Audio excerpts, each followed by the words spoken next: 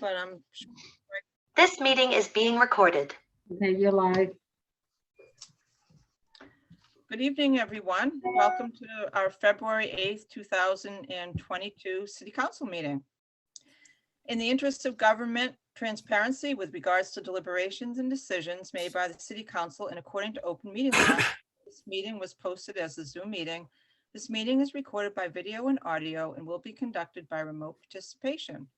Additionally, all votes taken by the City Council during this and future remote meetings will be by roll call vote. If you're calling in on a phone, you can press *9 to request to speak. If you're watching on a computer or device, there's a raised hand button that you can tap or press to request to speak. Please use either of these options during oral communications to be recognized to speak. I'd like to do introduction of the councilors that are on the call tonight. First of all, I'll go by the roll call that we're going to do tonight. Councilor Marjota is here. Councilor Memhard. Councilor Nolan. I don't see Councilor O'Hara yet. Councilor O'Neill. I think, is that Councilor O'Neill is here, even though I think she's calling in. Joanne, is that Tracy? Okay, she's calling in. She was having problems with her audio. Councilor Worthley. Good evening. Councilor Gilman, me. Councilor Gross. And Councilor Grow. Madam Chair? Yep. Can we bring the mayor in on as a panelist? I think he just indicated that he's around. Oh, that's great. Joanne, Yeah. would you accept the mayor as a panelist? That would be great. And we have some members of city staff in addition to Mayor Verger. We have Chief Conley, our police chief. We have Adam. Where did Adam go? He was on Adam Scott from the fire department. We have Bob Ryan, who chairs our traffic commission. We have Jill Cahill, who is our CAO. And now, and we have Ken Costa, who is our auditor. So I think that's it for members of city staff. And we, of course, Joanne Sinos, our city clerk. How could I forget you? I Joanne, just want to tell you, Adam Scott is not from the fire department. He is the applicant, representing the applicant on the flammable public hearing. thank you. Thanks, Adam, for being here. Thanks, Joanne, for the correction. So without objection, I would like to take up public hearing 2021-001 or 2022-001, RZ 2021-004, Concord Street, number 44, route number 44R and 44, map 229, lot 2, from residential 20 zoning, low medium residential to extensive business. And Madam Clerk, I'd ask that you please read the letter that you've received today from Attorney Nestor, who is representing the applicant, if you wouldn't mind. Okay, I'm going to minimize my screen so I can read it. Okay, thank you.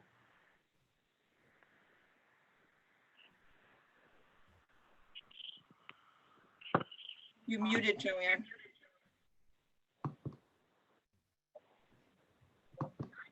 Thank you. Dear President Gilman, as a result of the recommendations of both the planning board as well as the P&D committee, my clients have elected to proceed forward with their application to rezone their property from R20 to extensive business. They therefore request that this application be withdrawn without prejudice, either prior to tonight's city council meeting or before said meeting. As such, my clients will not be present at the city council meeting, at the city council hearing tonight.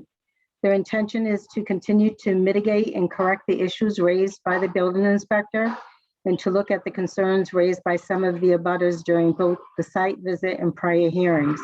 My clients have always striven to be good neighbors, and they want to continue in the same vein moving forward. I thank you in advance for your attention to this matter. If you have any questions, please feel free to contact me, Attorney Mark Nestor. Thank you, Julian. So on that note, I'd like to move to accept the withdrawal without prejudice for RZ 2021-004. Second. I hear a second. I think it was from Council Nolan. Yes? Okay. Is there a discussion? Okay, let's do a roll call vote in order.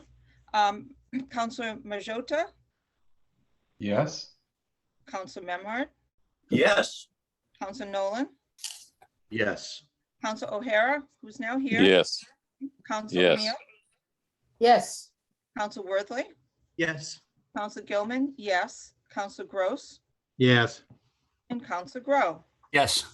The yeses have it, 9 in favor, 0 opposed. Next order of business, Madam Clerk.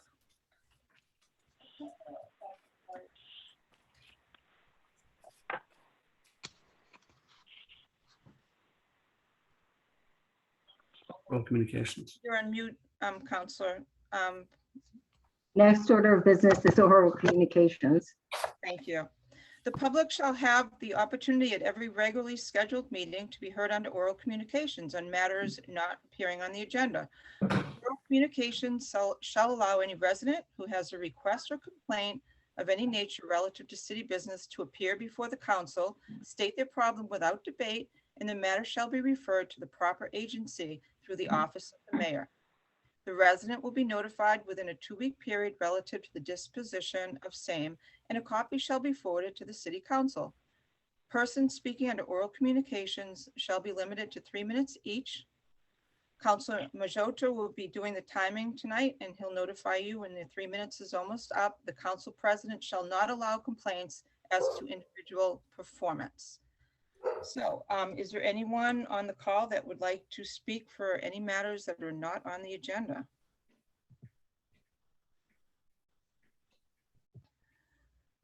Okay, let's see, we have 37 attendees, and I see Brenda Malloy has her hand up.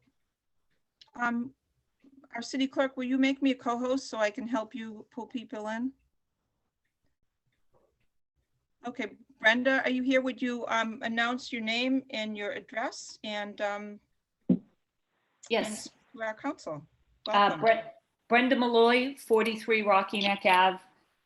Thank you for the opportunity to speak. I just wanted to follow up on a written communication I sent to the councilors and the clerk today, requesting for you all to please seriously consider putting off the vote that's scheduled to perhaps happen at the meeting on February 22nd regarding the new zoning changes, because I'm out of state, so I'm not even in town, and I'm hearing from people that are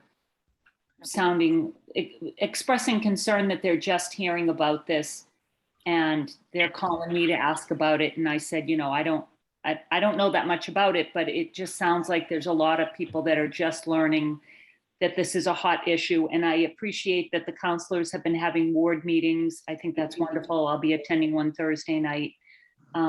But I just think that there may be more time necessary for the citizens to really be aware that A, that this meeting is coming up, and B, to really become informed what this actually means. Thank you so much. Thank you, Brenda. Are there any further folks that would like to speak in public comments to the council for up to 3 minutes for matters not on the agenda? And I will just note that this matter of our zoning is in front of the council right now. So anyone else like to speak in public comments? I have Linda McHarriston. Linda, would you introduce yourself and your address and speak to us for up to 3 minutes for anything not on the agenda? Thank you. Yes, Councilor Gilman, thank you. I'm not certain what you just said regarding whether or not we could speak on something not on the agenda, but which is in fact coming up, and that is the vote on the amendment changes. Yeah, so Linda, in fairness, I'll let you speak for a minute on that if it's without objection from the city council, but that matter is in front of us right now. But where I allowed Brenda Malloy to speak, And I don't see a lot of hands right now. I'll let you speak to that without objection, counselors. So go ahead. Thank you so much.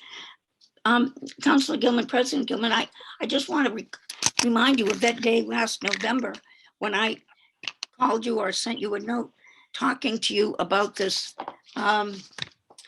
executive order from the governor on the zoning act.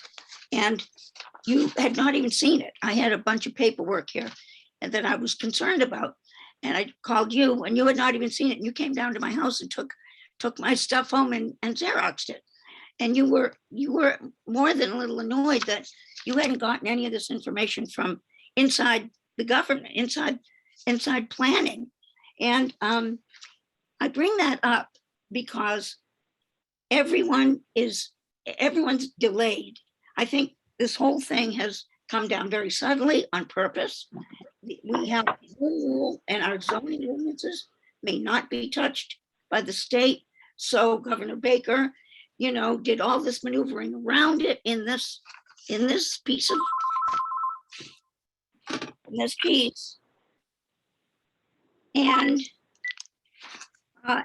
And especially amending the number, the supermajority. If any of these desired outcomes were to come up, and we have been given the planning board's amendments as if this were entirely organic to the city and its needs, and they've talked about it that way. But we now know that it's entirely organic to this zoning act and the municipal area production council. And this makes it far more complicated. And we realize the relationship between passing certain of these amendments and then the possibility of the ease with which the state can pass the transit or overlay district, adding 2,270 new units of family housing around railroad stations. And people know bits and pieces of this. Even some of you guys, I think, don't have all of it. Point of order. So what I'm saying is delay. Point of order. State your point, Councilor Grow. The 3 minutes is terminated. Okay. Okay, I didn't hear the buzzer. I didn't Linda, need- thank you for speaking, and hope to see you at the ward meeting tomorrow night. You will. Any other folks like to speak in public comments? I see Hillary Fry. Hillary, state your name, and I know that you were on the call last night. Just remember that the matter of the zoning amendments are in front of us right now. So if you speak, please keep it very brief. Hillary, can you come in? I saw your hand and now I don't see you. Her hand is down. So, okay. I see right now, oh, Hillary's hand is up and I will promote you to a panelist. Okay, unmute. Okay, can you hear me now? I can. Would you, your name and address? Hillary Fry, 27 Beacon Street. And I just want to support the previous two speakers, Brenda and Linda. I think we're rushing into this. I think we're unprepared, and I think we are in the crosshairs of Boston development. They've got housing shortage and they're looking at us as their solution. And I think we ought to stand firm in our community and protect our zoning codes. So that was brief. Thank you. Thank you, Hillary. I appreciate that. Next hand that's raised is former Council President Steve LeBlanc. Let's see, promote to panelists. Welcome, Steve.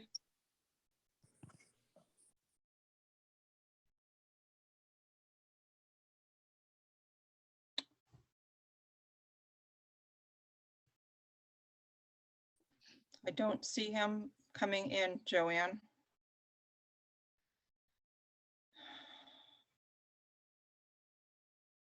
Okay, let's try the next hand that's raised. Kelly Seacrest. Wait, There's- hold on a sec, Kelly. Let's hear from former Council President Steve LeBlanc. Steve, cite your name and address for the record. Steve LeBlanc, 9 Carlisle Street. Thank you, Val. I just wanted to go over something procedural with the council. It's not a voting matter on the council agenda this evening, so residents should be able to speak on this. I just wanted to put that past you because people get on the line and they want to be heard. And when we go to the subcommittees, we really don't allow people to talk because it's not a public hearing. So in past practice, what we've done, if it's on the agenda, I mean, if it's not a voting matter on the agenda, you should be able to talk about it at oral communications. That is all. Thank you. Thank you.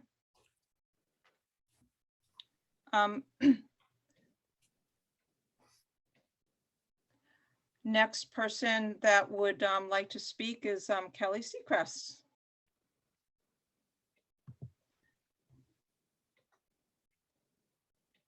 Kelly, name and address, please, for the record.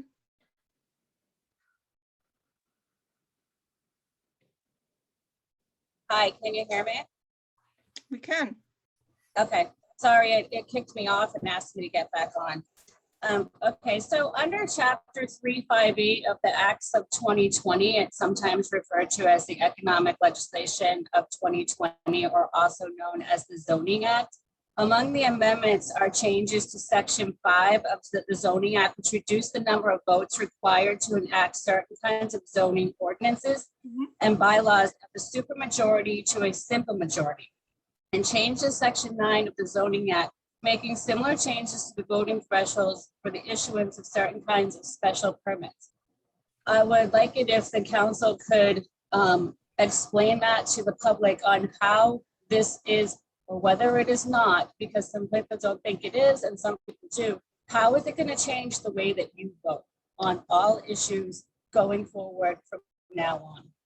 Okay, thank you, Kelly. And just for the counselor's information, right now our city clerk is working with our legal department on going through that. So Councilor Nolan. I didn't get the name and address on that. It was very blurred. Oh, it's Kelly Seacrest. And 9 White Mountain Road. 9 Weiss Mountain Road. White Mountain Road. Okay, thank you. Thank you, Thanks. Kelly. I see Patty Page. I'll promote her to a panelist. Go ahead, Patty. Name and address for the record.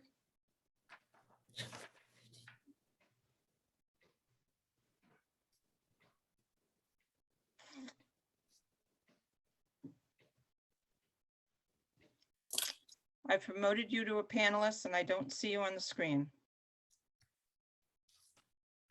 Hi, Val, do you hear me now? I do. Name and address. Thank you, Patty.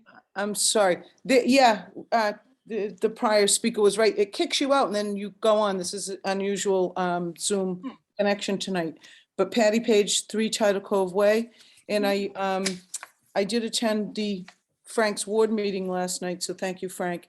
And I would like to express my concern for the Ward 2s and Ward 3s down there, regardless of the 9 zoning amendments, which I appreciate Steve LeBlanc clarifying that for us.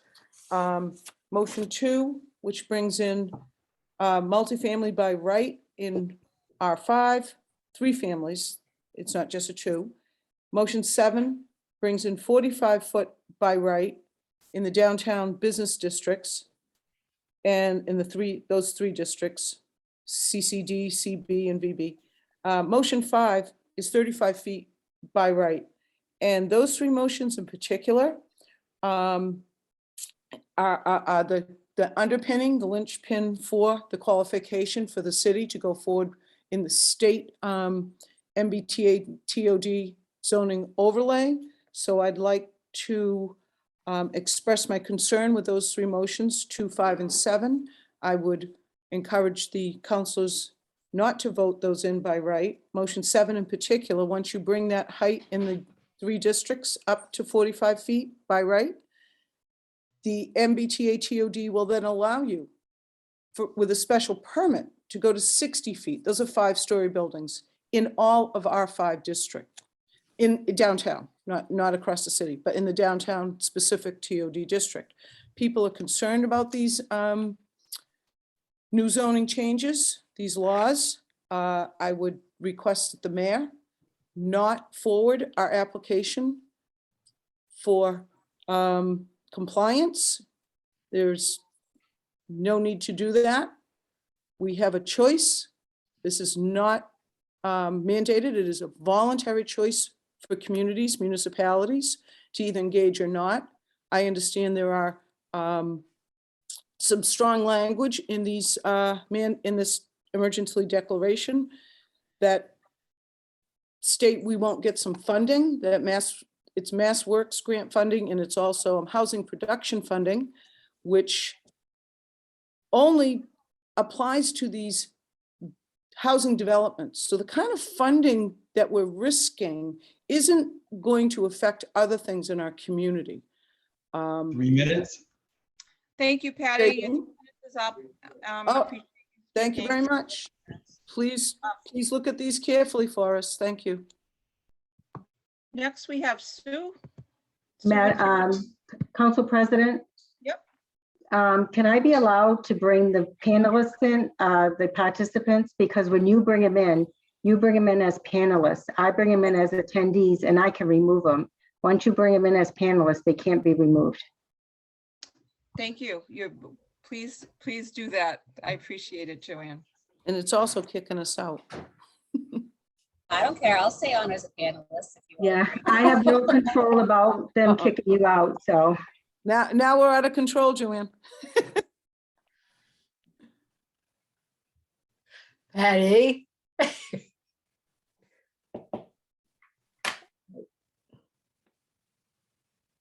Did you bring Sue in, Joanne? Okay. Sue, would you introduce yourself and your address? And you have up to 3 minutes to speak to City Council.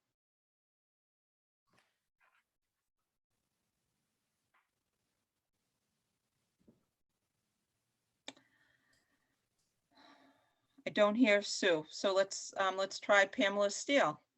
Pamela, would you introduce yourself? Joanne, would you bring her in? She's in. Hi, can you hear me?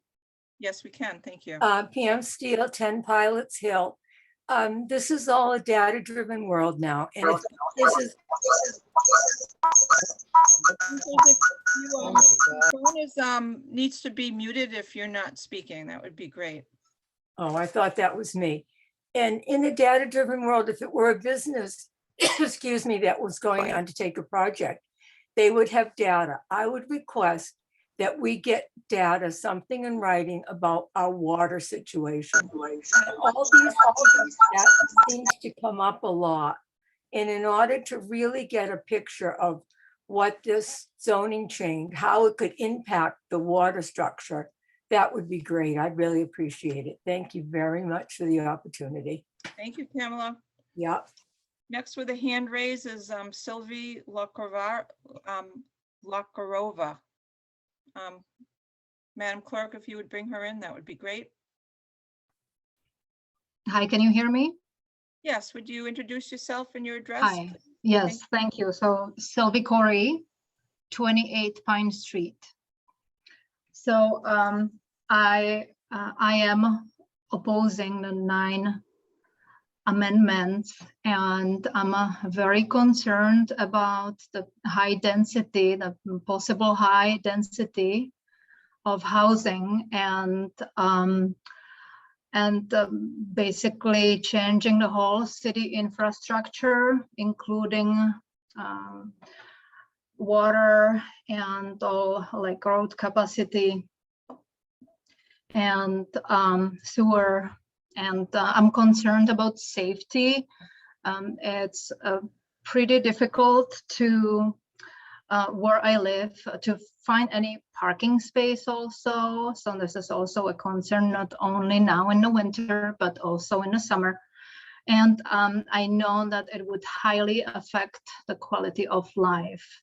So we would get a dense, maybe it would double on the city capacity of the citizens, and the quality of life would be affected. I was born and raised in a communist country, and this housing was built, and the whole city parts became pretty densely ugly, very, very unpleasant places to live. And I just don't think that this is worth it. So I would like to also propose if the MBTA taught as allowing more of a public involvement. So Thank that's you, pretty much Sylvain. it. Thank you. And the last hand that's raised is Sarah Del Rio. Madam Clerk, would you bring Sarah in, and would you introduce yourself, Sarah, in your address? Unmute. Okay, so my name is Sarah Castle Del Rio. I live at 9 Crowell Ave, Ward 5. I have 3 perspectives from which to comment on the proposed changes. I've been an architect for over 40 years and have done a lot of work in Gloucester, including 2-family and multifamily projects. I served on the Affordable Housing Committee in Hamilton, Mass. Excuse me, my husband and I were in the real estate market in Gloucester looking to downsize to something affordable 4 years ago. My take is that these changes will produce more high-end housing, not affordable housing. Developers and homeowners are not risking their investment to provide affordable housing. They will logically maximize their investment. Existing homeowners' rights will be infringed upon and their home values diminished with the increase of density and height these changes propose. This happened to us with a road project that bypassed zoning with a dubious legal loophole. These changes will alter the character of the city, infringe on homeowners' rights. If affordable housing is the goal, there should be a master plan for achieving that. Thank you very much. Thank you, Sarah. We have Olympia Palazzola. Would you bring her in? I think this is the last person, so thank you. Olympia Palazzola, 57 Weston Avenue. Can you hear me? I can hear you loud and clear. Thank you. Oh, good. Okay. I was on again last night, and everything that everyone said today was basically from the last meeting, it seemed, and they did a great job last night. I know these people have worked on this for like 4 years, they've said, but I was involved with the housing committee at one point, sat for meetings all the time to produce affordable housing in Gloucester. And to be truthful, I go to Florida for 6 months, so I may be missing out on a lot of things that come up that I don't realize, but usually there's few things in the newspaper that come up that say that the planning board is having a public meeting to talk to the people.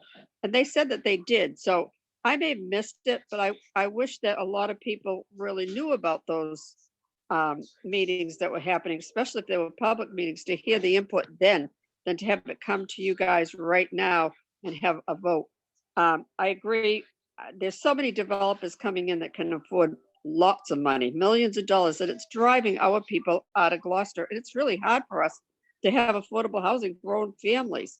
So, but my hope is that if this is going to go through, something is put in there that says this is going to be for our families to use, our aging parents or whatever, but I don't think you can do that. And that's what scares me about the whole process of what's happening right now. So if it's, if you can stop it from being someone selling that house after they get, go through the 2-family and not using it for themselves, that it doesn't turn into a neighborhood where you've got a 500, and I say 500, which is the cheapest houses in Gloucester. You have a $500,000 home right now, and a developer comes in, buys it, and puts $2 million properties on that same footprint. So it happens all over Gloucester. So that's my concern. I wish they would go back to the drawing board, let the public go into their meetings and discuss more to keep it affordable, because I can't understand how this can be affordable. And one other question I have is that everyone that pulls a permit to make a 2-family, if they're legal, if they have the parking or whatever, it has to go to the building inspector, I would think. But there's no way, if it's legal, doesn't go around telling the neighborhood, does he at this point? See, that's another issue because people are all concerned about their parking space and everything. So there's a lot Thank you. with this. Thank you. Bye now. Thank you.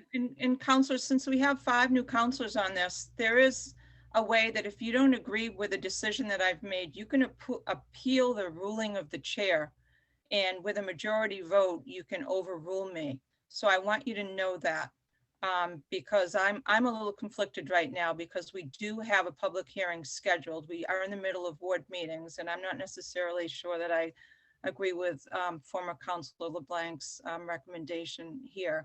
But you do have the right to do that and the hands just keep coming up. So Councilor Groh, do you have anything? Your hand is up. It is. I actually agree with Councilor LeBlanc. We've always, in my experience in past history, is that if the item is not on the agenda tonight Okay. for consideration, that it's fair game. And so we just let people say what they have to say. Okay. Anyone else disagree or Councilor O'Neill, go ahead. Yeah, I agree with, am I mute? No. I agree with Jason. I think these people should speak. Great. Okay, thank you. All right, so let's proceed. We have Janine Harris with her hand up. Janine, would you introduce yourself and your address? Thank you.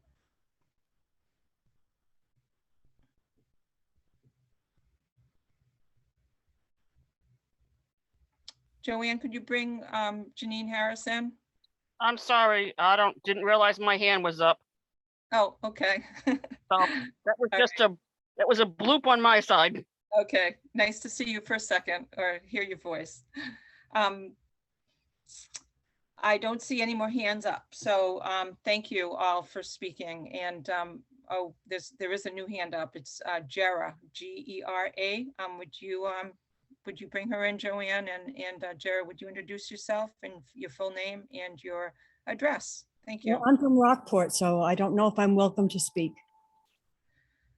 It's our public comments right now at the beginning of the meeting are for residents.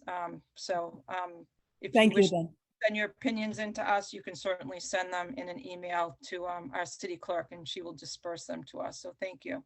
Thank you. Any other hands? Seeing none, would you please call for the next order of business, Madam Clerk? The next order of business is the confirmation of new appointments. Great, so I would like to turn control of the meeting over to our O&A Chair, Councilor Nolan, to introduce our 9 new appointments. Thank you.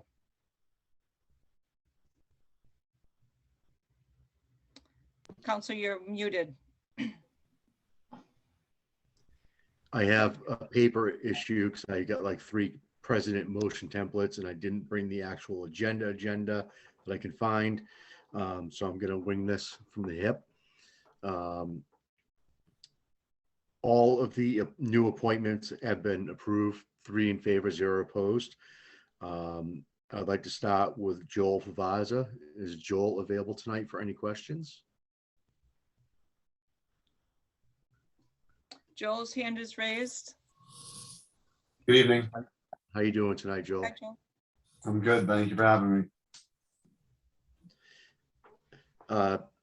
Does anybody have any questions with Joel? Joel, would you like to tell us a little bit about yourself? Sure. Really briefly, let you guys get out of here. My name is Joel Favaza. I live over at 28 Middle Street currently, lifelong Gloucester resident. I was first appointed to the Capital Improvement Advisory Board under Mayor Kirk in 2010. I was reappointed under the previous administration, and my last term actually expired beginning of last calendar year. I was still on the school committee at the time, and it was a bit of an overlap in my available free time, so I had to say goodbye to one. Now that I'm off of the school committee, I have a little bit more room in my schedule again, and I was asked by the administration to consider rejoining. I have the belief that the Capital Improvement Advisory Board can be a very useful tool to both the mayor's administration as well as the city council if and when it is put to work. I'm hopeful that this administration and this council will put us to work, and if you choose to do so, I'll be ready to do that work. Thank you. Excellent. Thank you, Joel. Is there any questions for Joel Favazza from the council? All right, hearing none. Ordinance Administration voted 3 in favor, 0 opposed to appoint to the Capital Improvements Advisory Board Joel Favazza, term to expire 2/14/25, and I so move. Second. We have a motion from Council Nolan and a second from Council O'Hara. Is there discussion? Okay, let's do a roll call vote. Councilor Majota, Yes. Councilor Memhard, Yes. Council Nolan, Yes. Council O'Hara, Yes. Council O'Neill, Yes. Council Worthley, Yes. Council Gilman, yes, Council Gross, Yes. Council Grow. Yes. The yeses have it, 9 in favor, 0 opposed. Thank you. Thank you, Joel. So next up, we have from the Capital Improvements Advisory Committee, Advisory Board, John McCarthy. John, how are you doing tonight?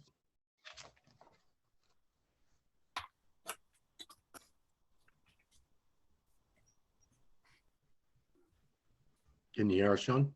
John's hand is up. Joanne, could you bring him in?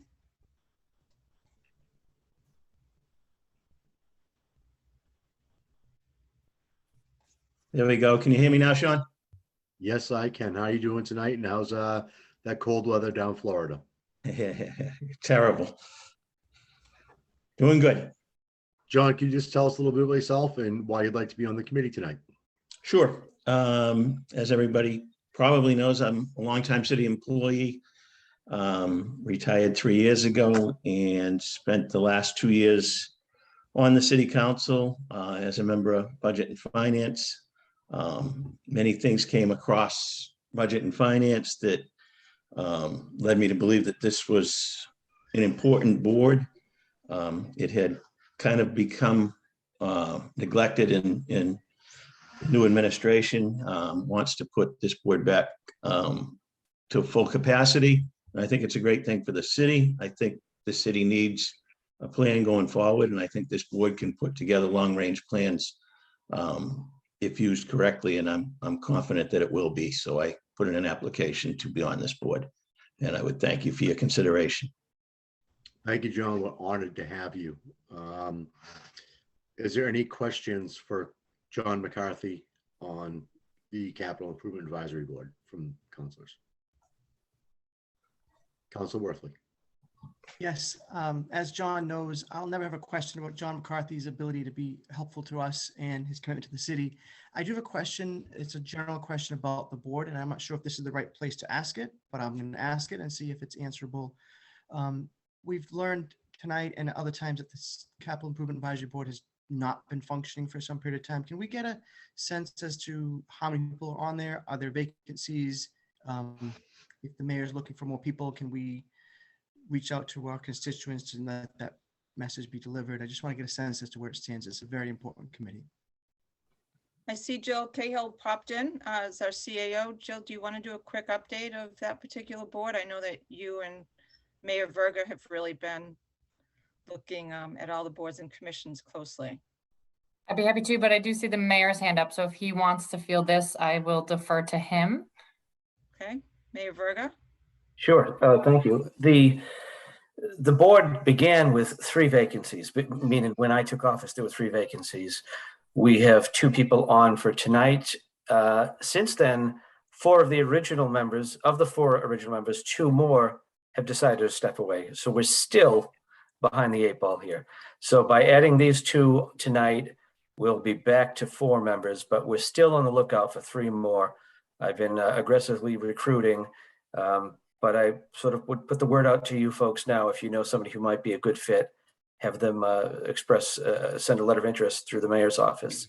But we do plan on utilizing this board. We want to empower them to do what they're supposed to be doing. And we have a lot of capital needs that should be flowing through them for advice as an advisory board. Great, thank you, Mayor. Mayor Verda. Continue. Excellent. Any other Council questions Nolan? for Council, for John McCarthy?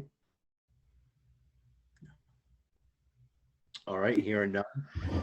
The ordinance administration voted 3 in favor, 0 opposed to appoint John McCarthy to the Capital Improvements Advisory Board, term to expire 2/14/25, and I so move. Second. A motion by Council Nolan, seconded by Council O'Hara. Is there a discussion? Okay, roll call vote. Council Majota, Yes. Council Memard, Yes. Council Nolan, Yes. Council O'Hara, Yes. Council O'Neill, Yes. Council Worthley, Yes. Council Gilman, absolutely.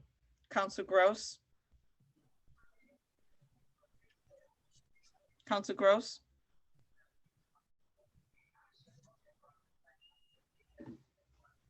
Tony, do you hear us? I think Tony is up. Yeah. Council I'm Gross. back. Yes. Thank you. And Council Grow. Yes. The yeses have it, 9 in favor, 0 opposed. Congratulations, Chief. Continue, Counselor. Thank you. All right, so next on the Conservation Commission, we have Robert Sherman. Robert Sherman, are you with us tonight?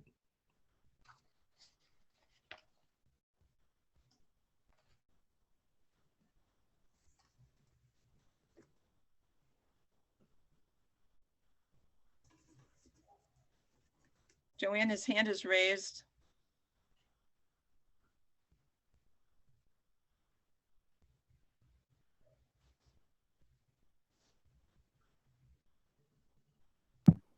I don't, here we go. There we go. Good evening, folks. Can How you you hear me? doing, Robert? If you could I'm just doing tell well, us thank you. about yourself and why you'd like to be on the Conservation Commission. All right, I'm a longtime resident of Gloucester and Cape Ann. I previously served on the Conservation Commission, but my work schedule at the time, I was working as a park ranger and still work as a park ranger for the state, for the Department of Conservation and Recreation. But at the time, I was working a lot of evenings, and our meetings back then were, as you know, in person, and I hope we get to return to those. But my schedule has changed some, and I knew that there was a vacancy, and I would feel privileged to get back on the conservation and serve the city. Excellent. We're lucky to have you.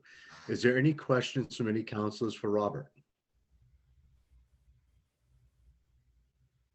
All right, hearing none.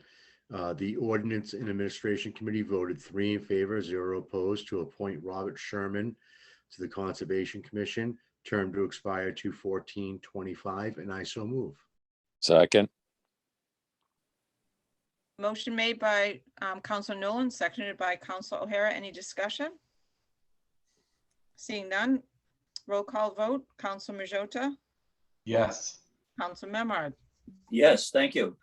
Council Nolan, Absolutely. Council O'Hara, Yes. Council O'Neill, Yes. Council Worthley, Yes. Council Gilman, yes. Council Gross, Yes. Council Grow. Yes. The yeses have it, 9 in favor, 0 opposed. Welcome. Thank you all. Thank you, Robert. So next we have on the Shellfish Advisory Commission, Anthony Morowski. Anthony, how are you doing tonight?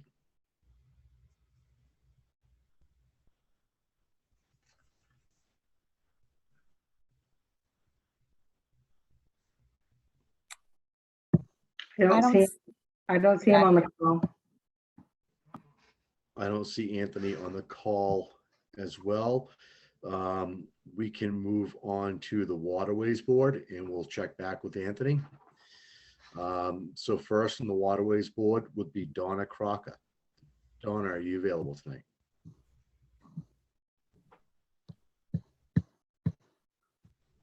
Here I am. Hi, Donna. How you doing? Good. How are you guys doing? I'm in Steamboat, Colorado, but it's we've skipped après ski today for city council meeting. Well, we really appreciate that. Donna, if you could just tell us a little bit about yourself to the council and why you think you'd be a good fit for the Waterways Board. I'm Donna Crocker. I live now currently at 7 Kirk Road on the Mill River. I'm a lifelong sailor and boater.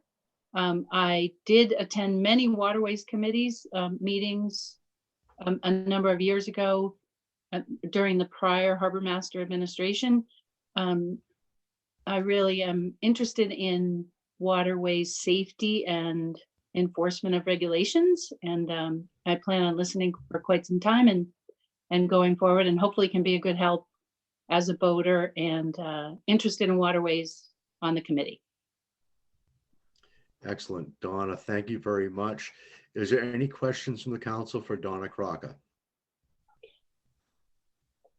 Council Tony Gross. Oh, Yeah. Hi, Donna. Now you were with the Whalers Point Yacht Club, correct? I am currently a member of the Whalers Point Yacht Club, and I am the past Commodore of the Whalers Point Yacht Club, yes. Can I ask, you've been around for a long time. Why is the interest now and not back when, there was a certain amount of dysfunction that we could use help with? Just wondering. When I was interested in being on the committee, there was no opening. So, yeah, that was the biggest issue back then. There were no openings on the Waterways Committee when I was attending the meetings back then. Well, I don't think there was any openings in recreational boating this time either, but that's besides the point. There was, the annual turnover that happens.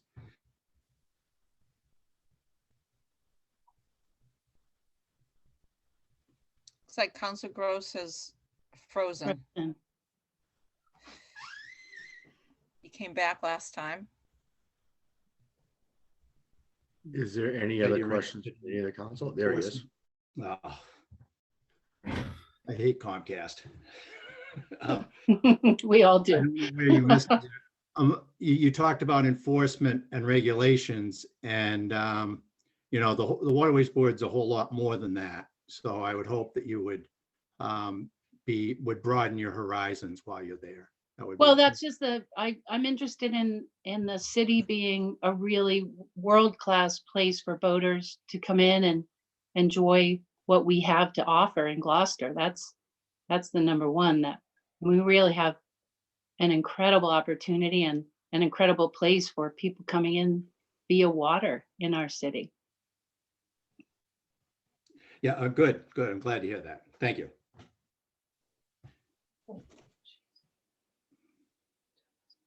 Val, would you like to ask if there's any more questions? You can do that, Council. I'll just take care of the motions and the roll call. Go ahead. Is there any other council questions for Donna? Councilor Worthley.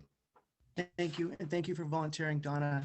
I look forward to your service. Like the last committee, I wanted to just ask a general question about the makeup of the Waterways Board. I see 3 appointments tonight. Are there 3 vacancies? I don't know if Council President Keelan could answer this, or if maybe Tony Gross could speak to Roshan or the mayor's office, but I just want to get an understanding for us newer councilors who haven't been around for a while, I guess, sense of what the Waterways Board does, and if there are additional vacancies or where things stand with that, if that's okay.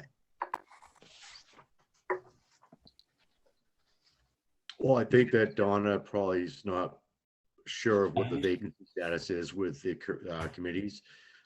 We do have a lot of openings, and I do see that Mayor Verger is raising his hand, so maybe he can give you some insight to where we're looking for more help on each committee. Thank you. I'll let Councilor Gross fill in the blanks about the function, the duties, but there were 2 appointees, 2 members who their terms were up, who were not reappointed. We put forward 2 new people, which we have tonight. Tony, as you know, switched over, sort of he and Steve LeBlanc swapping spots. We had a resignation. You haven't seen that one come through ONA yet, but Russell Sherman has resigned from the Waterways Board. So there will be 4 new people and 2 switch positions. Steve LeBlanc will be coming up later to fulfill the remainder of Tony's former term. So I hope that answered that as far as membership goes. I'm just a little confused. I see 3 appointments tonight, and I think you said there were 2 vacancies. So I just wanted to clarify that. I have no No, issues. No. There were 2 members whose terms ended or will end on the 14th, who were not reappointed. Right. I put forward so far 2 new members, Steve, which are tonight, Bob Alves and Donna. Tony's was serving as a member. He's now the council rep. Steve LeBlanc was the council rep. He's been appointed to fulfill Tony's term. The 4th member I'm talking about currently is Russell Sherman. He submitted his letter of resignation effective immediately when I received it last week. And there'll be an appointment coming forward for him, I believe, in the next mayor's report, as well as Peter Feinstein's in your consent agenda for tonight. Right. Okay. And if I may, Peter Feinstein, I think we had a long-term vacancy, multi-year vacancy for economic development, Mr. Mayor. So that one, I haven't seen where everybody's lined up on what it is, on which positions, but I'm assuming you did have that position. Yes. That you fill, and I And thank you. Tony raises a good point because there's seats for fishing related, recreational boating, economic development, and at large. Each of these members that I put forward plugs in. Steve LeBlanc, for instance, has a claiming license. The person who'll be coming forward for to fulfill Russell Sherman's term has a commercial lobstering license. Economic development is technically it's Donna, who's got a background in finance, and then I guess the two remaining were recreational, which would be Bob and Peter Feinstein. And I may, if I missed somebody, let me know, but I think I just covered everybody with that. Thank you, Mayor Verga. Thank good you. job. I see, go ahead, John, it's your, CAO Jill Cahill. Hi, thank you. If it pleases the council and to speed things up tonight, I'd be happy to provide the council with an update on all the vacancies and all the positions in the next mayor's report. I think I get to the context of what Councilor Worthley is asking, but we have a long agenda and many members of the public waiting to move through this. So I'm happy to provide that. We also plan to share that with the public as we sort through these appointments. And Councilor Worthley, when it comes to summary of what each of these committees do, please feel free to check out the website. It supplies a definition for each of these. I'm happy we can do it tonight one by one, but also happy to provide that via the mayor's report going forward. Thank you. that would be really helpful. Thank you, Jill. Continue, Council Nolan. Jill, thank you very much for that. And the information could be satisfied with the upcoming appointments. We know we have vacancies, and I appreciate the hard work that you guys are doing to fill them with quality people. Is there any other questions for Donna?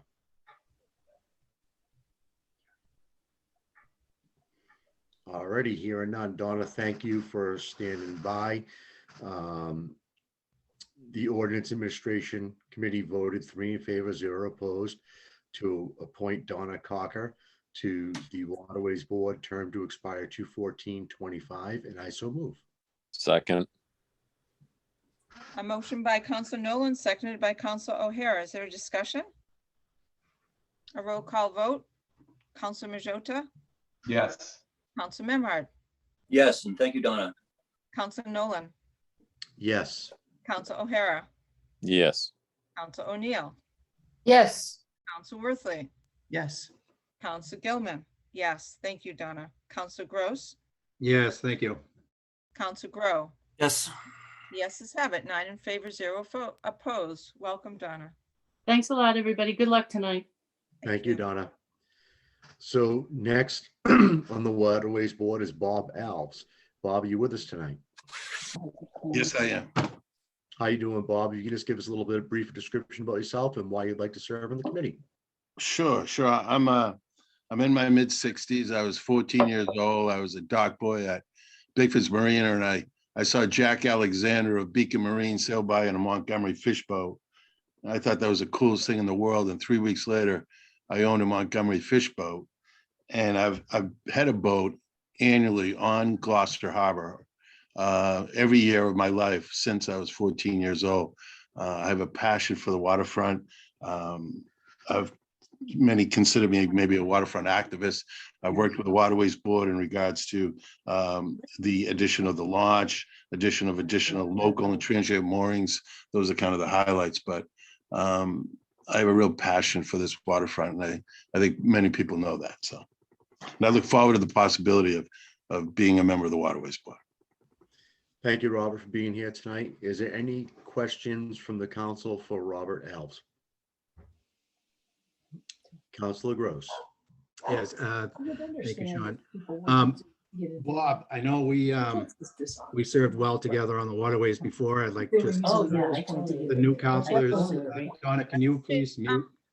Hold on just a second. Could you put yourselves on mute if you're not talking right now? Because we have some interference in the background. Thank you. Bob, you know, we sat together at the Waterways Board before and we did a lot of good work, and you were instrumental in the beginnings of the turnaround of this department to become make Gloucester a world-class harbor that we are today. And it was unfortunate that you didn't get reappointed that all those years ago, but I'm so happy to see you back. I know we butted heads, but both of us actually came out better for it. So, and we've forged a great friendship over the years, and I really look forward to being the liaison to serve with you. I agree. Tony, you got those are big shoes to fill on the Waterways Board, Tony. Congratulations for all your work. They are size 13. Hey, can I just say one thing? To the city council. This summer, I took my boat from Gloucester Harbor down to Nantucket, Annalee, Martha's Vineyard, P-Town, Nantucket, Cuttyhunk, blah, blah, blah. And we were away for about 14 days. And I have to tell you something. When we came around the breakwater wall and we pulled into Gloucester Harbor, it was the most beautiful sight. Out of everywhere we traveled, I thought, in my summer vacation down what we call the islands, Gloucester Harbor we're fortunate. It's pristine. It's a great harbor, and as Tony noted, it's moving in the right direction. Absolutely, and I agree with what Donna said, and I look forward to the possibility of working and being a member of this Waterways Board. Excellent. That's why they call it Bullport. Exactly. All right. Is there any other questions for Robert Alves? All right. Hearing none. The Ordinance Administration Committee voted 3 in favor, 0 opposed to appoint Bob Alves to the Waterways Board. Term to expire 2/14/25, and I so move. Second. Motion made by Council Nolan, seconded by Council O'Hara. Discussion? Roll call vote. Council Majota, Yes. Council Memard, Yes. Council Nolan, Yes. Council O'Hara, Yes. Council O'Neill, Yes. Council Worthley, Yes. Council Gilman, yes. Council Gross, Yes. Council Grow. Yes. The yeses have it, 9 in favor, 0 opposed. Welcome to the Waterways Board, Bob. Thank you kindly. Thank you. So next on the Waterways Board, we have retired Councilor Stephen LeBlanc, who's going to be fulfilling the unexpired term for Tony Gross as Waterways Board. Steve, are you out there tonight? I am. Can you hear me, Councilor Nolan? I can. How are you doing tonight? Doing good. So I'll tell you briefly about myself. As you all know me, I'm a former counselor. I also grew up in a fishing family. My grandfather came over from Sicily with my uncles and aunts and bought a couple of Eastern rigged trawlers, draggers, the Nyanza and the North Star. So I grew up many years fishing on those boats year round. It was a day boat. I also fished on the Connemara Bay in the Pioneer as lobstering. I was a deckhand on the lobster boats for many years. I've held commercial clamming licenses, fishing licenses, lobster licenses, recreational licenses. I'm a certified scuba diver, and I also own a vessel. And as a kid, I had several jet skis, so I was able to patrol and find little excursions throughout the salt marsh my whole life. So I've been on the water my entire life. And I'm looking forward to serving under the Verga administration with Mayor Verga and helping the Waterways Board for the past several years as the council liaison. I'll be able to jump in with 2 feet and have a huge head start on the newer people that have been appointed this evening. Excellent. Thank you, Steve LeBlanc. Is there any questions from the council for Steve LeBlanc? Hearing none, I'll just say, Steve, I'm happy that this is working out for you and that you're going to be there. You've been involved with the Waterways Board for a long time, but certainly a strong advocate with them the last 6 years that I've been working with it. And I'm happy to have you. So without any further ado, I'll read a motion. Ordinance Administration voted 3 in favor, 0 opposed to appoint Steve LeBlanc to the Waterways Board, term to expire 2/14/23, and I so move. Second. Motion made by Counselor Nolan, seconded by Counselor O'Hara. Is there discussion? Roll call vote. Go ahead. This is Scott speaking. I just want to make sure, Steve, that we get your commitment to make the meetings on a regular basis. 100%, Scott. Thank you. Okay, bud?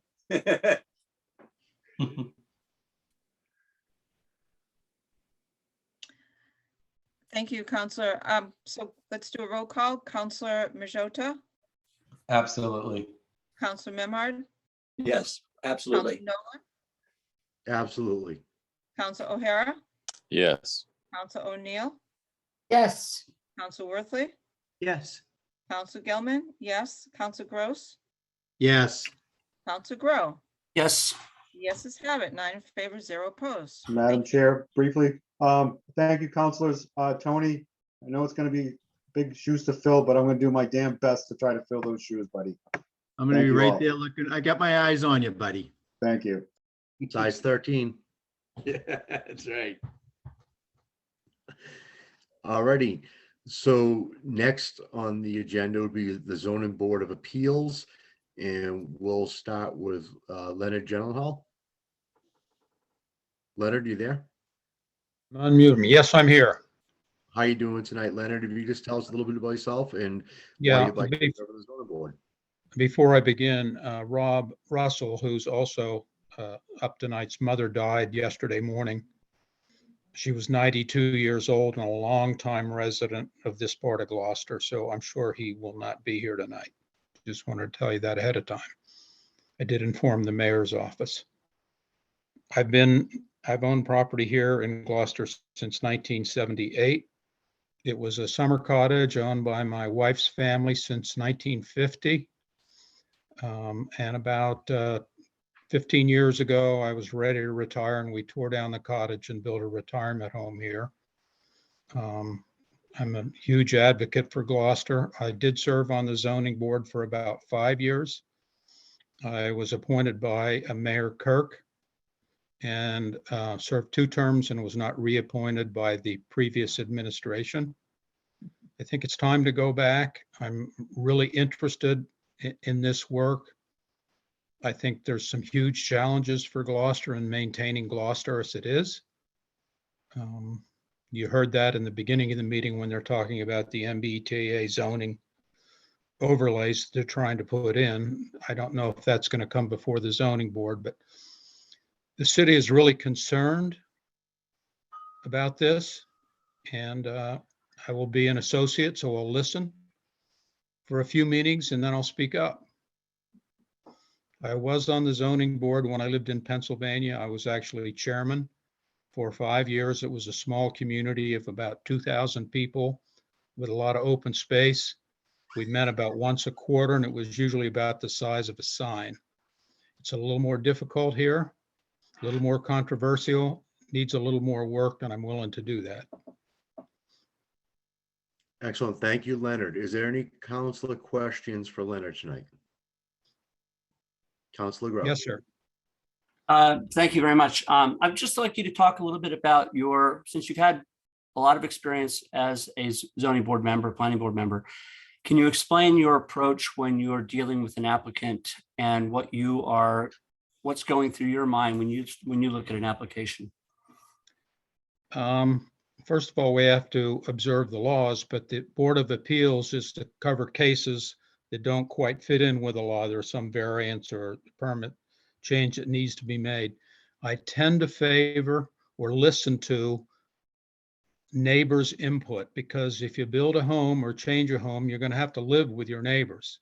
So I'm very much in favor of the applicant showing their plans to the neighbors, talking to them if there are disagreements, work it out, and if it has to be brought out in public, bring it to the zoning appeals board meeting. I'm also concerned about, I think in the Gloucester Times the other day, they're having some issues over in Rockport like we are here. And they talked about a New England home look. And I'm really in favor of trying to convince people to make their new plans fit in with Gloucester. I mean, there's some beautiful homes near me. They would look great on a beach in California, but they really don't fit here, but it passed the Zoning Board of Appeals. I'm wary about that kind of thing. You cannot legislate taste, but you can try to convince people to maintain Gloucester's original and beautiful look. But you are aware that we don't have architectural review here in Gloucester. Yes, I am aware of that, but that doesn't mean you can't talk to people about it.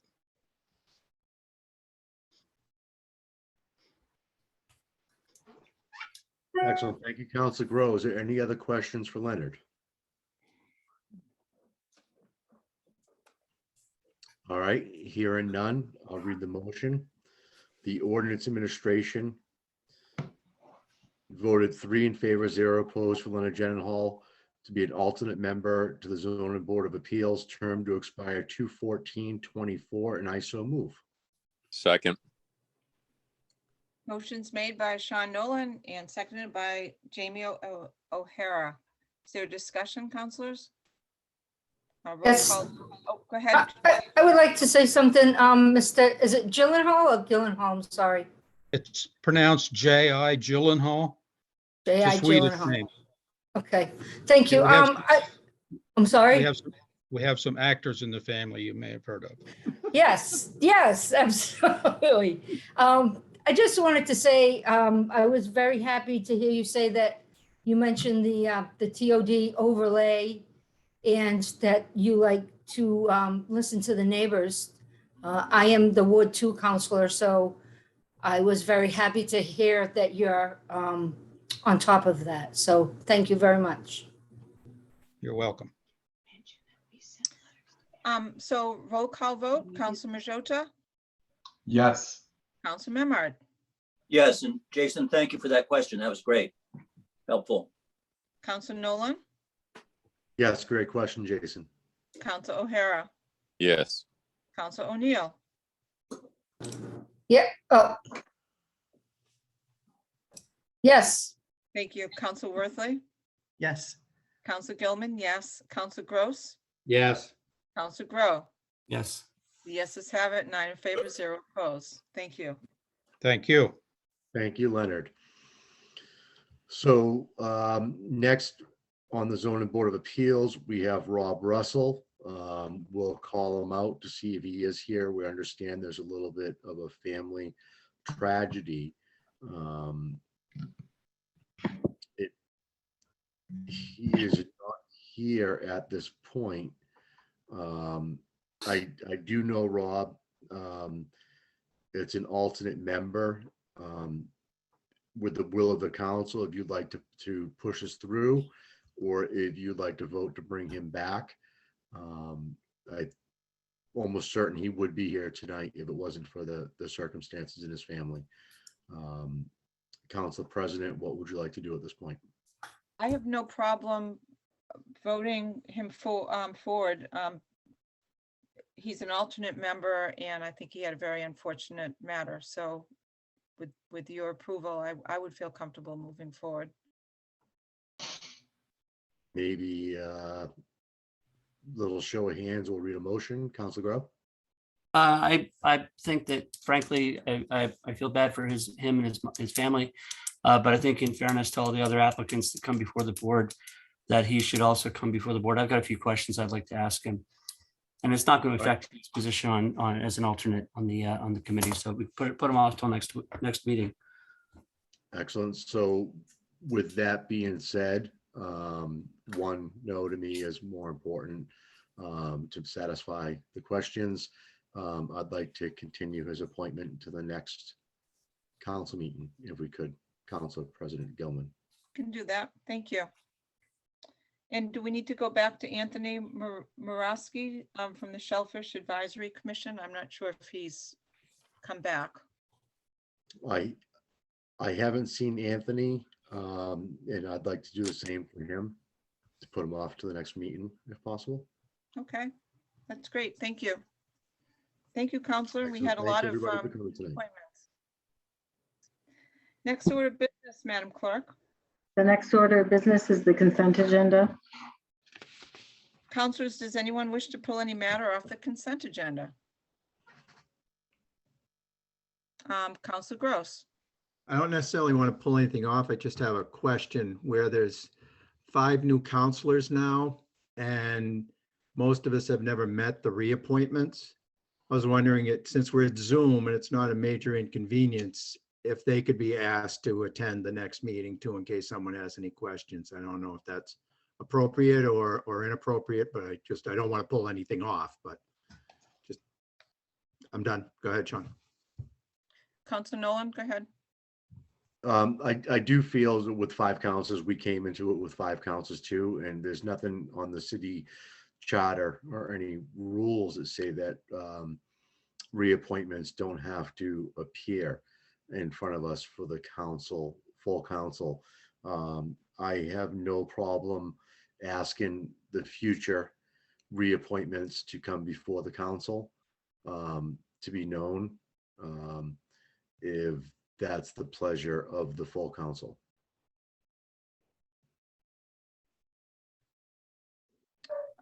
Council, any counselors want to weigh in? Counselor Grow. I think that's an excellent idea. I mean, you know, we do appreciate the fact that people volunteer and they get on these committees and serve the city. But at the same time, sometimes people have been on there for years. They may be well known within their own circle of the committee and all, but aren't necessarily known to the public and to the council. So having a brief introduction is probably a good idea, and I support that. Counselor O'Neill. Yes, I don't have a problem asking them to come next week, but I noticed Mr. Ryan has been here and he's on the Traffic Commission. I didn't know if he can introduce himself and get his part done. So he doesn't have to come next week. I mean, is that appropriate or not? So I would say he needs to be approved by O&A first, Counselor. So that would be. Oh, okay. He's here for another reason. My apologies, sorry. Thank Madam Councilor President. Gross? Yeah, I did not mean the reappointments for this evening. You know, we have not given them a heads up. They already have been through O&A and approved through O&A. So I was not referring to, I was referring to the ones that were going to be referred out, not the ones, I did not want to hold up tonight's reappointments. That was not my intention. You know, for one thing, we're up against a clock and it's not, you know, these people were told they didn't need to show up. So I don't know if it's necessarily fair to then tell them, you know, oh, sorry, we need a redo because, so that was not my intention Right. to. So you're talking about the folks that are referred to O&A. Correct. And what you're saying is that you'd like them to be brought in as just given the opportunity to come and do what we've just been doing tonight with the folks, with the new appointees. You know, let's see, we've got a question from Council Memard. Go ahead, Councilor. I agree with what you're all saying, especially with 5 new counselors, but I'd also just like to point and highlight that we have the resource of the Zoom meetings so that we can look back at the interviews that were conducted by O&A. And that's a great way to introduce ourselves to those people at least through this process. And then if we have follow-up questions, at least we've made that introduction. Thank you. Council Worthley, go ahead. I just want to thank Councilor Gross as one of the 5 newer councilors. I have a great memory for names once I associate a face, and without that, I sometimes can't remember who people are. So I think it makes a difference. Thank you. Okay. Councilor Grow, are you raising your hand? No, I would just, I'm gonna backtrack a little bit. I neglected to think about the fact that we can attend the ONA meeting if we are so interested, and they all do appear at that particular meeting. So, you know, I'm not hung up on them appearing at both meetings. If people are interested, they can meet them at the ONA meeting. And I'm sure if there's any questions that need to be asked, we can filter those through the ONA subcommittee. And I would piggyback on that. I think that that's probably a good procedural question, because we are all able to ask questions of candidates, even if we're not on that ONA subcommittee. So we would be able to ask a question like we're doing tonight and go through at least the reappointments in that forum, and then do as we're doing this week on the new appointments. That would be my preference. Councilor Gross, go ahead. Yeah, my only concern there is that many of us aren't able to attend some of those meetings to actually be able to ask the questions. We can watch it, but we weren't able to have the opportunity. You know, if it was in person at City Hall, I think we'd have to think about this even harder, but where it's, I'm happy with the will of the council, but I think I would, you know, I had one person who's up for reappointment tonight text me and say, you know, they're here, they're an attendee, but they were asking me if they were supposed to be here, and they actually wanted to talk. So, and they're a reappointment. I said, no, it's going to be voted as a block, not individually. So. Okay, do you want to make a motion? We can take a vote. Councilor Gilman, the mayor has his hand up. How come I'm not seeing the mayor on my screen? Oh, okay, I see his hand up. Mayor. I was agreeing with everything Tony was saying, then I was agreeing with everything. Okay. But I must add, because I think everybody has said one way or another, we are up against it. These terms expire on the 14th of February. And, you know, we came in on January 3rd, the first business day of the year, and have been trying to do dozens and dozens of reappointments. So times are wasting. So anything we can do to speed it along would be helpful. At the very least, I would agree that the people who are on tonight's consent agenda shouldn't be asked to come back.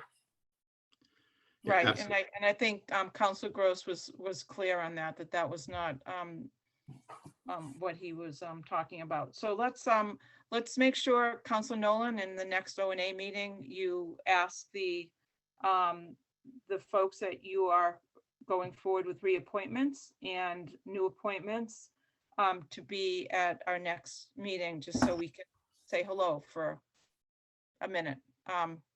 If it seems like that was the majority of the committee without taking a roll call.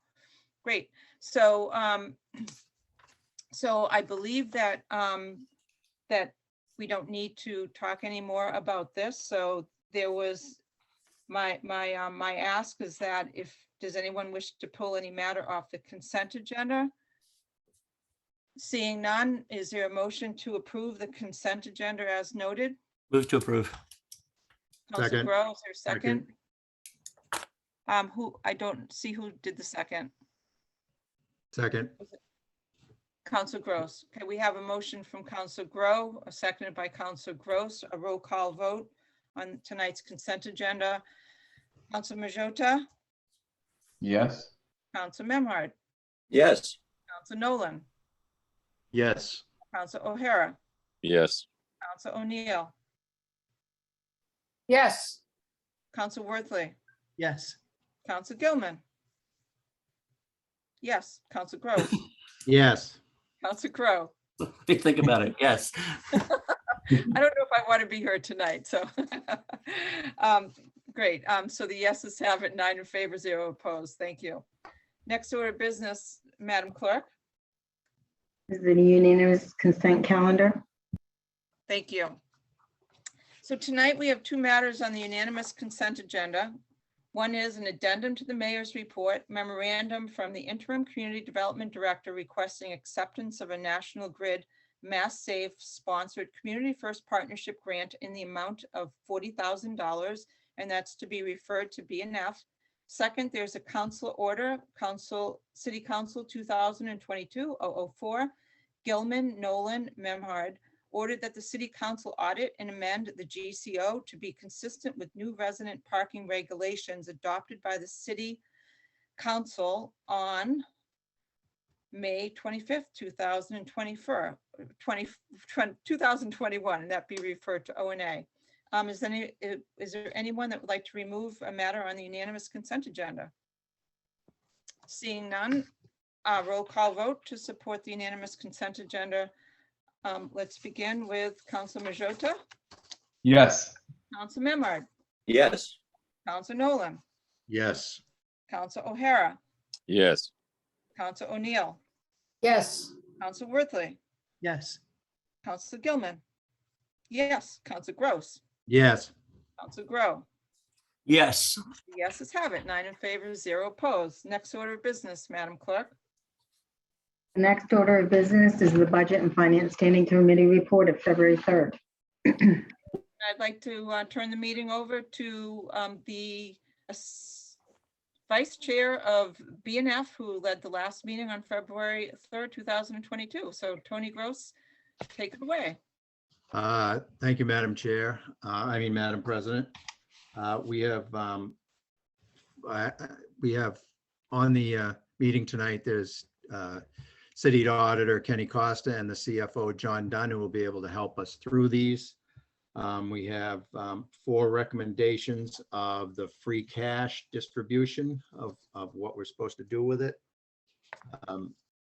We have on the first motion, on a motion by Councilor Gross, seconded by Councilor Grow, the Budget and Finance Committee voted by roll call, 3 in favor, 0 opposed, to recommend that the City Council approve supplemental appropriation 2022 SA7 in the amount of $510,580 from the general fund, undesignated fund balance, free cash, account number 001-359000 to general stabilization fund transfers in the general fund account 75004-497001 per the capital plan funding and free cash distribution policy. And I so move. Second. So. Okay, there's Tony Gross has moved the motion, and Jeff Worthley has seconded it. Counselor, is there a narrative on this? I would like to defer to either the CFO or the city auditor to walk us through this. That would probably be better than trying to bounce around on it. Okay, that's great. And just for the folks that are listening in on the call, this is all a component of the memorandum from the CFO regarding free cash distribution memo and supplemental appropriation budgetary requests.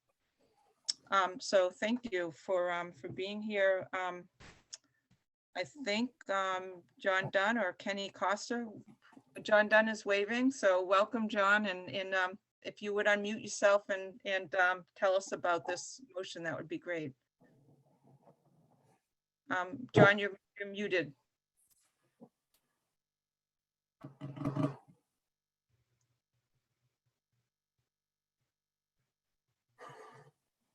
Now you're not. Now? Thank you. We can hear you loud and clear. Thank you. Thank you for being Okay. here. So this is the kind of transfers that we have done for the past 5 or 6 years, and just moving free cash into stabilization funds. So the whole, the number of transfers you're going to see over these 3 or 4 are going to be transfers to stabilization funds, and also transfer to the OPEB trust fund. So this is something that's been happening for 3, 4, 5 years, and we're just kind of keeping the same percentage transfers as we've had in the past. Counselor Nolan.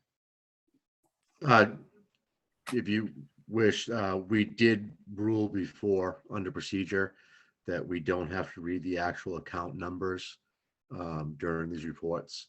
It would be up to Councilor Gross or Councilor Memhard if they'd like to, but we did rule that the account actual numbers weren't necessary. I don't know if that's something worth mentioning or not.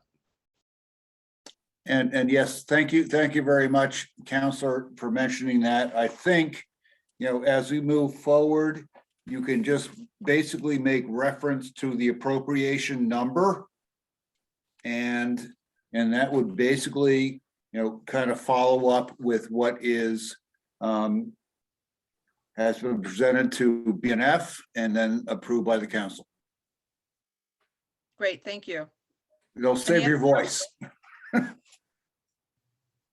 Okay, so we have a motion from Counselor Gross, seconded by Counselor Worthley. Further discussion? Roll call vote. Counselor Counselor Majota, Yes. Counselor Memhard, Yes, and I'd like to thank Tony for stepping in on short notice to chair the Budget and Finance meeting. Thank you, Tony.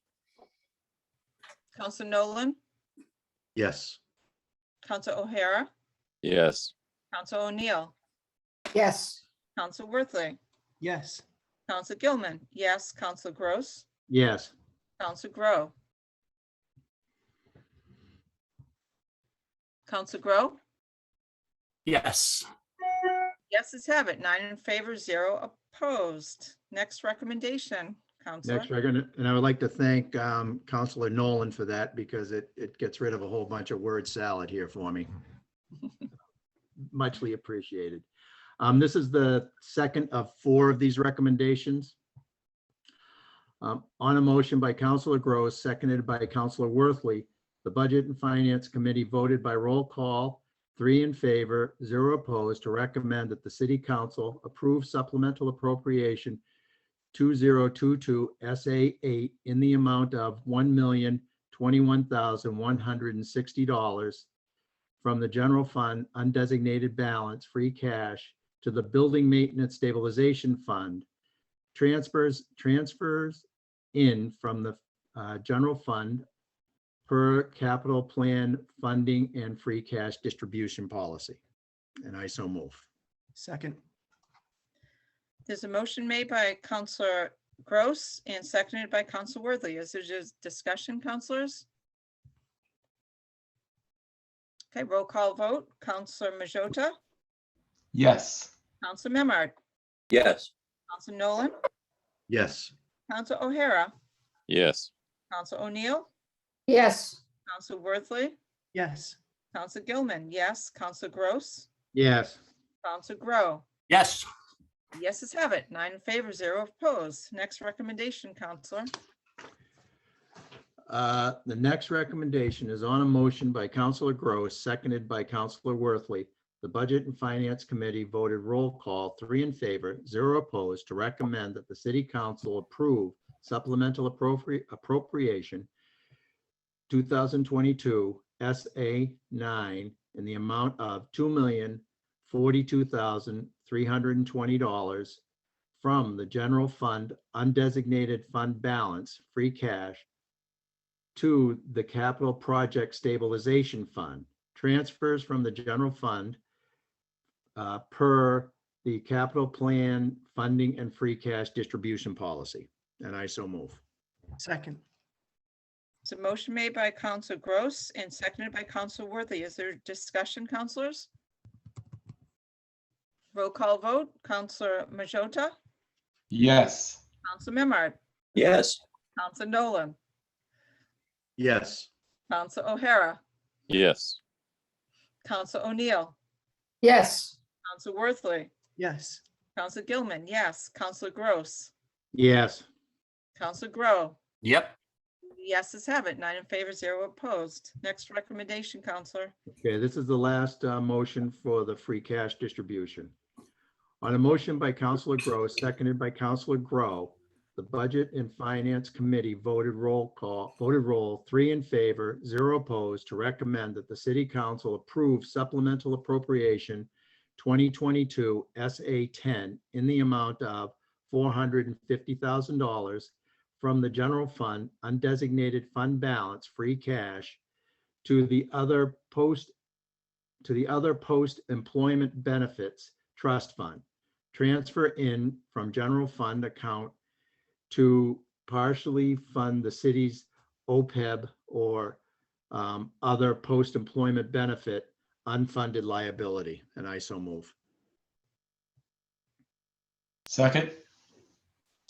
There is a motion by Counselor Gross, seconded by Counselor Majota. Is there a discussion, counselors? Roll call vote. Counselor Majota, Yes. Counselor Memard, Yes. Counselor Nolan, Yes. Counselor O'Hara, Yes. Counselor O'Neill, Yes. Counselor Worthley, Yes. Counselor Gilman, yes. Counselor Gross, Yes. Counselor Grow. Yep. Yeses have it, 9 in favor, 0 opposed. Next Okay. order to present, Counselor Gross. The next order of business is a memorandum and supplemental appropriation budgetary request 2022 SA 11 from Fire Chief requesting acceptance of FY22 MA DFS Firefighter Safety Equipment Grant in the amount of $10,244.79. I don't know if the chief is with us. Otherwise, I can give a brief description of what this is.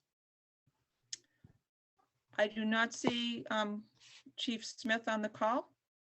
So you were there and he was at your meeting, so that would be Yep. terrific.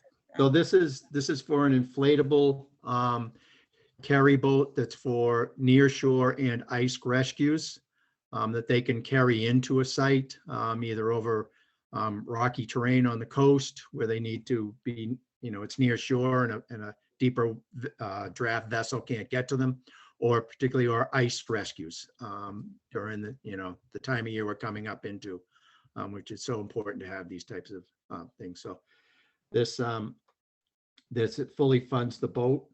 You'll see on the next request that the outboard unfortunately did not get funded with this, but we are going to make that good also. So I don't know if there's any question. Great. Looks like Counselor Gross is frozen again. Comcast. Yeah. Counselor Grow. I was at the meeting and I neglected to ask this question. Is there any funding for the trailer? How does this, I'm assuming they're not running this boat from the fire station out. How are they going to be transporting it? Do we know? They carry it. Yeah, I know that once they get to the site, but how are they getting it from the We did not discuss, there was not Yeah. a trailer on the, I missed part of that because I froze out again. Yeah. That was the question. Are we going to need funding for the trailer or do they have? No, think this, Our CAO knows the answer, so okay. go ahead, Jill, fire away. My understanding is it can be transported in one of their large pickup trucks, Exactly, yep. the style that it is. Yeah, absolutely. And trust me, Chief Smith is very, very thorough in his requests when he needs equipment. So I have complete faith that if I he just needed wanted a to give them trailer, more money. he would have Lots more money. All the money. Give them all the money. Thank you. No, Jason, I can with confidence, having done it myself, these inflatables fit very nicely in the bed of a pickup truck. Great. So do you want to do the committee recommendation, Counselor? Oh, I guess I do, since they, so,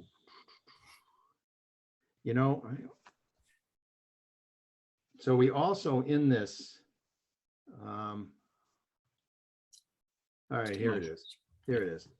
On a motion by Counselor Gross, seconded by Counselor Worthley, the Budget and Finance Committee voted by roll call, 3 in favor, 0 opposed, to recommend to the City Council to accept state grant under MGL 44, Section 53A, an FY 22 firefighter safety equipment grant from the Mass Department of Fire Services in the amount of $10,244.79 for the purpose of purchasing an ice rescue board rapid deployment craft for use in nearshore and water rescues. This grant period is through June 30th, 2022, and there is no match for this grant, and I so move.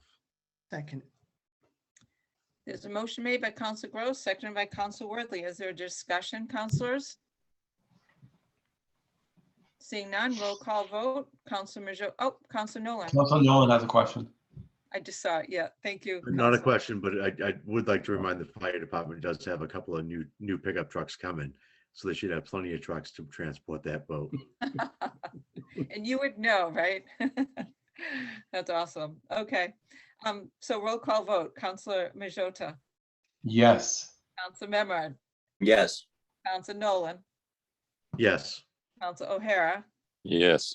Council O'Neill, Yes. Council Worthley, Yes. Council Gilman, yes. Council Gross, Yes. Council Grow. Yes. Yeses have it, 9 in favor, 0 opposed. Next recommendation, Counselor. All right, if it's okay with everybody, I want to read the motion first and then do this description afterwards, if that's okay. Sure, read the committee recommendation. Yep. On a motion by Councilor Gross, seconded by Councilor Worthley, the Budget and Finance Committee voted by roll call, 3 in favor, 0 opposed, to recommend that the City Council approve supplemental appropriation 2022 SA 11 in the amount of $8,800 from the Capital Project Stabilization Fund balance to the Capital Project Stabilization Fund Fire Public Safety Equipment to purchase an outboard motor and other associated equipment for the Ice Rescue Board Rapid Deployment Craft for use in nearshore and water rescues, and I so move. Second. So There's a I'll give a motion little from breakdown. Council Gross, seconded by Council Worthley. So is there description, Council Gross? I'll give a little breakdown. This, they didn't get the outboard with the grant. And this outboard is a jet drive so that it doesn't, people don't get caught in the propeller. So I think it's a 25 horsepower. So that's basically what it is. This is a outboard, tiller driven, not, there's no steering wheel or anything like that with it. It's tiller driven, jet drive. So it's safety, equipped, short shaft outboard. Great, thank you. Any further discussion, councilors? Seeing none, a roll call vote. Council Majota, Yes. Council Memard, Rescue away, yes. Council Nolan, Yes, hope you never have to use it. Council O'Hara, Yes. Council O'Neill, Yes. Council Worthley, Yes. Council Gilman, yes. Council Gross, Yes. Council Grow. Yep. The yeses have it, 9 in favor, 0 opposed. We have one more item on the BNF. It's a memorandum from Fire Chief requesting acceptance of donated equipment from the Cape Ann Transit Authority. So I'll read the motion. On a motion by Councilor Gross, seconded by Councilor Grow, the Budget and Finance Committee voted by roll call, 3 in favor, 0 opposed, to recommend that the City Council accept under MGL Chapter 44, Section 53A.5, a gift of tangible goods to the City of Gloucester Fire Department from the Cape Ann Transit Authority for 8 Hector vehicle lifts, Model 6, for the use in the apparatus repair facility with an estimated value of $18,000, and I so move. Second. There's a motion made by Councilor Gross, seconded by Councilor Worthley. Is there a discussion, councilors? Would they like a little description? Sure. So these are, lifts that are not permanently in place, so that they can be moved to our location. They come with all their current inspections and reports about them. They're in really good shape. They're quite a good find for the city to get, and we're extremely lucky that Kate is replacing their equipment and upgrading, and we're able to get this really, really good shape secondhand materials for nothing. So. Great, thank you. Council Worthley had your hand up. Go ahead. Yes, first I'd like to commend Chief Smith for, I mean, these 3 for 3 at our budget and finance meetings as far as bringing things and gifts and grants. So I don't expect that to continue every meeting, but I gotta give him a lot of credit for bringing these. And also thank you to Kata. I'd asked the question at the committee, he has a process of thanking anybody that makes donations. And it wasn't clear if the council does, but I'd like to throw it back to you, Madam President, if there's a way to consider, we don't need to answer it now, but a automatic process of thanking the various organizations that make donations. It might help beget future donations if we show our gratitude. Happy to research that. Thank you, Counselor. Any other further discussion? Thank you, Kata. Thank you, Counselor Nolan. Counselor Memard, thumbs up. Yeah, definitely. Thank you, Kata. Yeah, thank you. So roll call vote. Counselor Majota, Yes. Counselor Memard, Yes. Counselor Nolan, Yes. Counselor O'Hara, Yes. Counselor O'Neill, Yes. Counselor Worthley, Yes. Counselor Gilman, yes. Counselor Gross, Yes. Counselor Grow. Yep. Yes, let's have it. 9 in favor, 0 opposed. Next order of business, Madam Chair, Madam Clerk. The next order of business is the Ordinance Administration Standing Committee report of January 31st, sorry. Counselor Nolan, There is no items under this head tonight. Thank you. thank you. Next order of business, Madam Clerk. The Planning and Development Standing Committee report of February 2nd. Nothing, Gross. nothing, Grow. oh, sorry, am I muting? There we go. Nothing to report on the meeting. Thank you. Next order of business, Madam Clerk. Is the first scheduled public hearing 2022-003, application of Islands and Realty Trust for the storage of propane at 132 Coles Island Road, assessors map 259, lot 7. Great, thank you. I'd like to open the public hearing and ask our applicant, Adam Scott, to speak in favor of this application. Thank you, Adam, and you were the first on the call, so you've been on this for a long time. So thank you for your patience. No problem. Well, thank you all. My name is Adam Scott from Scott Energy here in Gloucester, Mass. I am representing the homeowner of 132 Coles Island Road, Islands End Realty Trust. We have applied for a license with the city of Gloucester for a maximum of up to 4,000 gallons of stored LP on the property. Due to the location of the home being so far off the main road and looking to be more off the grid. And in order to satisfy the BTU load that the home is being built for. And the Gloucester Fire Department has signed off on their portion of the permit. And we've met with the Planning and Development Standing Committee. Great, thank you. Anyone else like to speak in favor?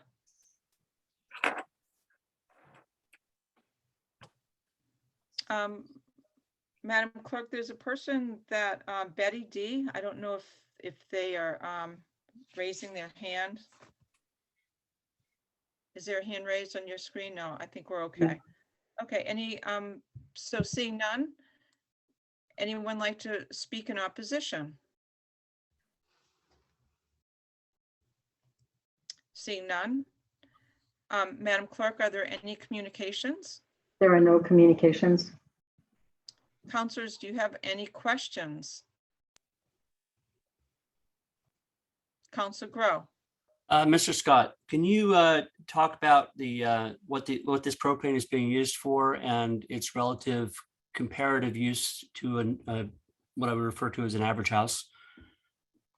Yeah, sure. So the reason for the extra storage is based on the size and capacity of the heating system, the generator. It's a, larger than your average residential generator. It's a commercial sized generator. And also they have a system designed for an ice melt system. So in order to be able to satisfy that demand, the way propane vaporizes, you need the proper tank storage in order to take care of that demand. So a lot of that will just be not in use unless there is a major power outage. But comparison to your average home, it is a much more grandiose in size and scale. Can you add some numbers to that? So your average house could have anywhere from 200 to 500,000 BTUs. Depending on what the home has, if it has a generator, heating system, fireplace, cooking, what have you. And this house, you're looking at well over like 1.6 million BTUs. Okay, I don't mean to be a stickler, but your numbers are a little different than your subcommittee numbers. You've raised your average and you lowered your homeowners. I mean, I don't to be picky about this, but one of the things that struck me on this was the sheer volume of fuel that's being used for this house. And I just want to get some context for how it compares to an average consumption of an average house. Yeah. Again, its consumption is all going to depend on the power outage and the ice melt system. So if we don't have, massive storms that knock out the power, there won't be as much, usage of the fuel. But, by state and local codes, you have to apply for a permit with anything over 2,001 gallons of propane storage on a property. And finally, last one quickly. Yep. This will be subject to inspection annually Correct. by the fire department. Correct. Thank you. Any further questions, counselors?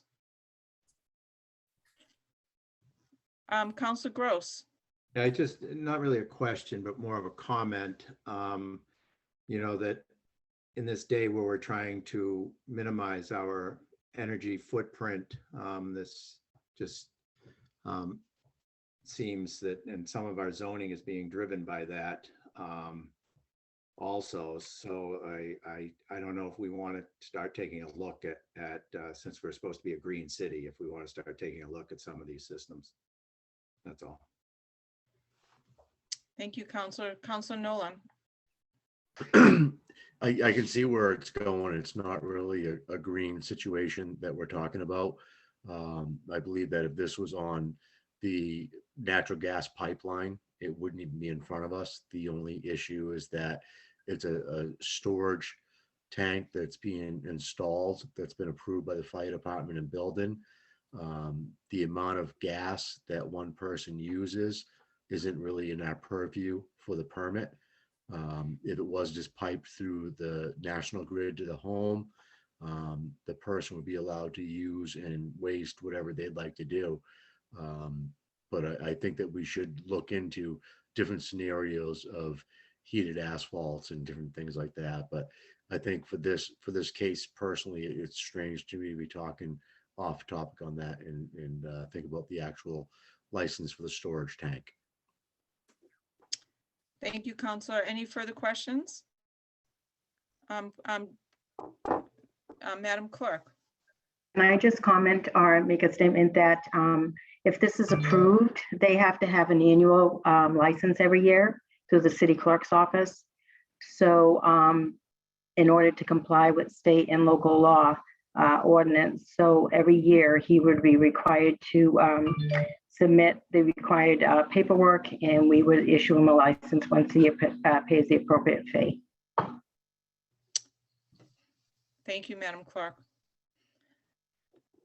Seeing no more further questions, I'd like to close the public hearing and ask for the committee report by our P&D Chair, Councilor Grow.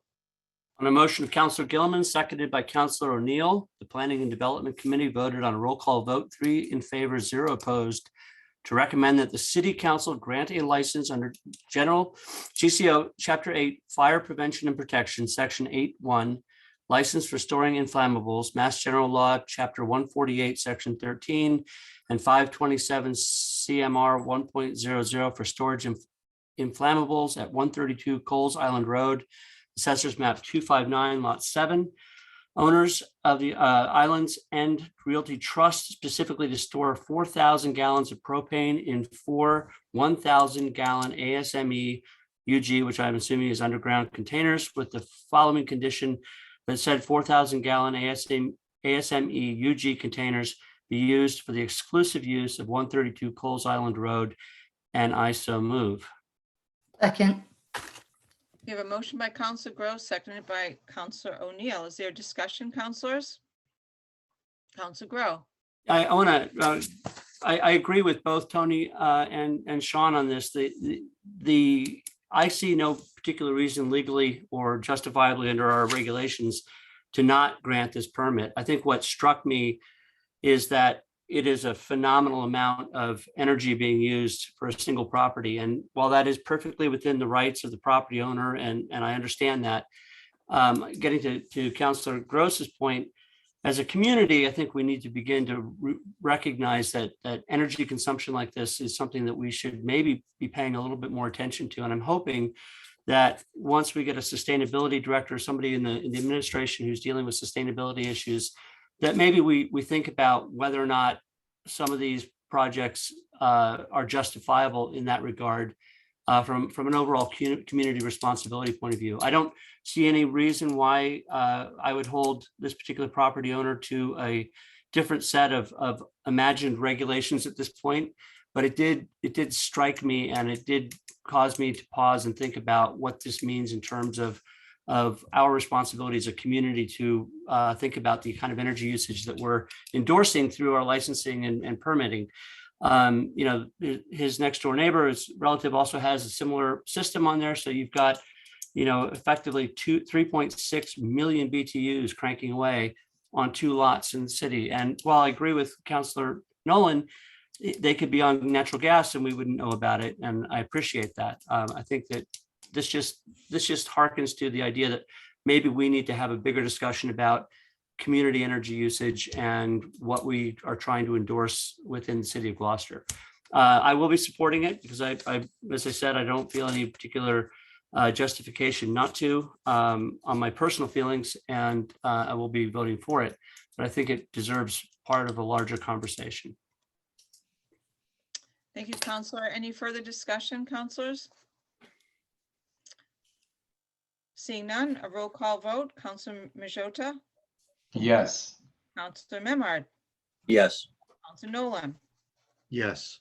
Counselor O'Hara, Yes. Counselor O'Neill, Yes. Counselor Worthley, Yes. Counselor Gilman, yes. Counselor Gross, Yes. Counselor Grow. Yes. The yeses have it. 9 in favor, 0 opposed. Next order of business, Madam Clerk. The Thank next you. order- Oh, okay.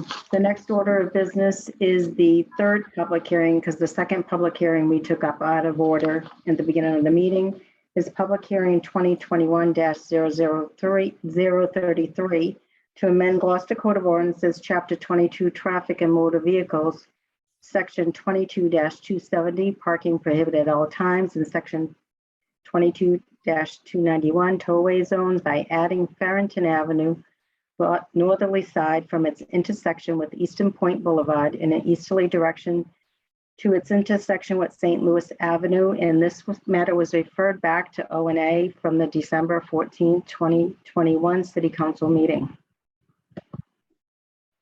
Thank you. I'd like to open the public hearing and ask anyone that would like to speak in favor of this.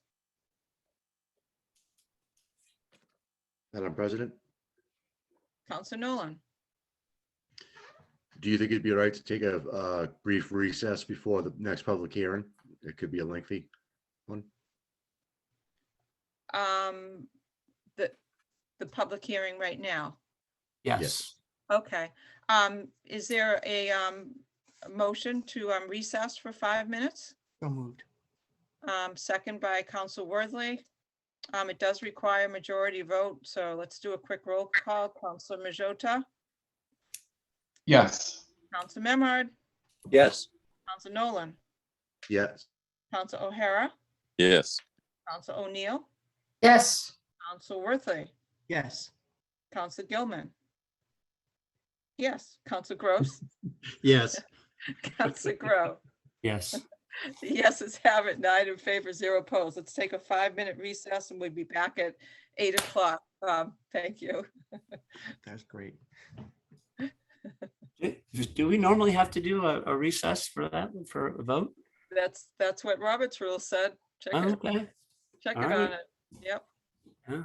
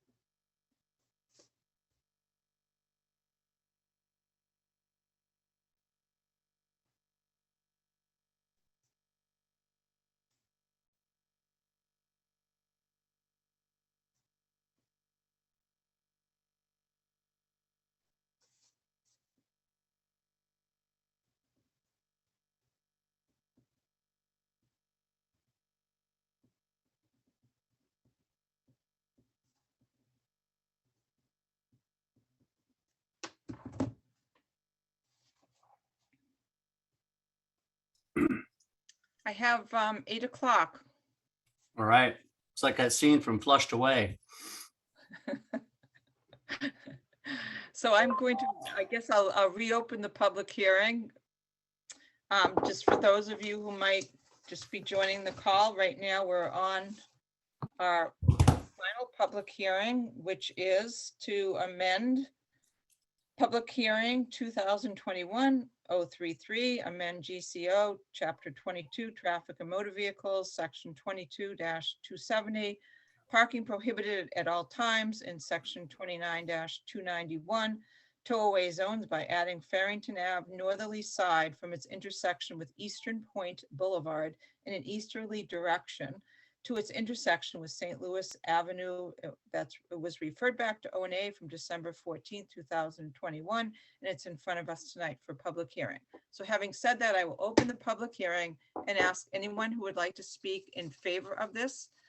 Please raise your hand and introduce yourself and your name. First, I see a hand from, I believe it's Peter Coakley.